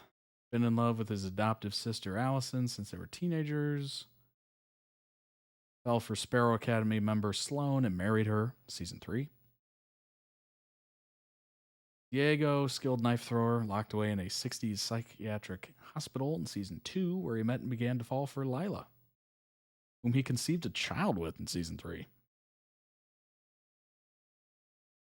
Elliot, known as number 7, telekinesis, ability to control sound waves, caused the apocalypse, end of the first season, mellowed out in season 2, memory wiped during a time jump to the 60s, came out as a trans man in season 3. Klaus, gifted with the ability to communicate with the dead, highly charismatic, and charmed his way into becoming a cult leader in season 2, which is such a weird, odd storyline, but you know what? Somehow it works. Somehow it works. I can totally see it. Oh, in season 3, he discovered he has the power of immortality. Whoa. That's pretty cool. 5, jumped through time and space. Far older than the other Hargreaves siblings due to his time traveling. Revealed that 5 was the founder of the commission in season 3. Allison, gifted with the power to manipulate reality through her voice. Mother to a young daughter. Also got married, found herself stuck in a still segregated deep south in the 60s in season 2. Ben, ability to shoot tentacles out of his chest. Visible only to his adopted brother Klaus. Obviously, a-hole Ben is around. For Klaus, it just all makes sense. Klaus died many times, but was too drunk high to notice until season 3. That's amazing. That is amazing. I like the character. That is a really interesting character. Gifted with the ability to mimic the powers of others. Love interest of Diego, becoming pregnant with his child in season 3. And then Reginald, eccentric billionaire, adopted a group of gifted children and founded the Umbrella Academy. Huge range of film and TV products, including Face Off, Chicago, The Chronicles of Riddick, Thor, 24, The Borgia, House of Cards. Wow. What a list. Holy cow. Been around. He's done things.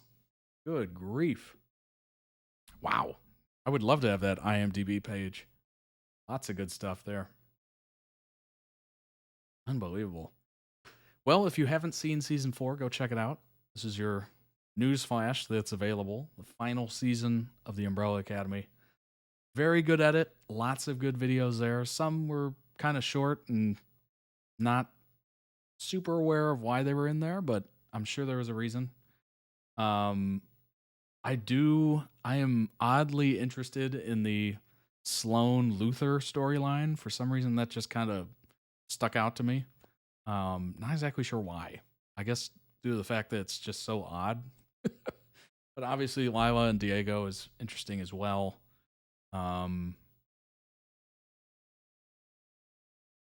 and Lila's interactions seem kind of interesting, from enemies to bickering in-laws or whatever. That's an interesting storyline that I'm sure has its moments of hilarity mixed in with, I don't know, awkwardness, tension, lots of tension. Anyway, I hope you enjoyed this stream today. On this Monday, we have another stream coming up later in the week. I'm not sure if it's going to be Thursday or Friday. There's a bit of a programming note. My schedule is going to change for hopefully the final time. So I'm not sure if it's going to be Thursday or Friday. I will obviously let everyone know. Apparently they're turning off the internet to the entire building on Thursday to improve the internet. So kind of hard to work with no internet, going back to the Stone Ages. But I will let you all know in the Discord. Obviously, if you're not in the Discord, join today. It is available everywhere. The link is everywhere. At the top at toddreacts.com. It's under every video in the video description, the link to it. It does have a little bit of a learning curve as Discord if you haven't used it before, but you'll figure it out. I guarantee it. I hadn't used it before, and it took me a little while to catch on, but right now I'm pretty comfortable with it. So I'm sure you'll be able to figure it out. Thanks to everyone that requested videos for this stream. I appreciate it. If you would like to request your own videos, go ahead and hop on over to toddreacts.com. Join the season and series tiers. Those are the requesting tiers. Join today. If you'd like to just check out the longer form content, which there will be more posted soon, you can join the episode tier. And if you'd just like to throw a little hat tip into the ring, I appreciate any and all. You can join the preview tier. You get access to all the blocked content that's uploaded to the main website as well. Anything that has to be edited for YouTube and whatnot, the full ones are there.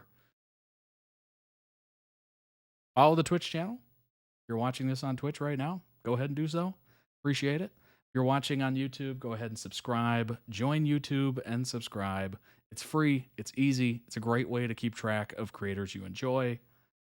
And yeah, we're getting there. We're getting to 20,000. And you can be helping if you subscribe today. I appreciate it. Check out the summer collection of merch as well on toddreacts.com. I hope you all had a wonderful time. I shall see you all soon. Thank you, Jace, for the links and everything and hanging out. Thank you, everybody, to hung out. Excuse me. Thank you to everybody who hung out. My brain is not functioning anymore. Slayer Kitty, Rocco Kitty, everybody, Amos. Just trying to make sure I don't forget anybody here. Junes. Appreciate you joining, hanging out. I think I got it right. Maybe. I don't know. If I forgot your name, I apologize. It's been a long stream. I hope you've enjoyed it. Timestamps will be available down below in the description. I will see you all on Thursday or Friday. I'm not sure right now, but I will figure it out, and I will let you know in the Discord. So I will see you in the Discord. Take care of yourselves. Bye-bye.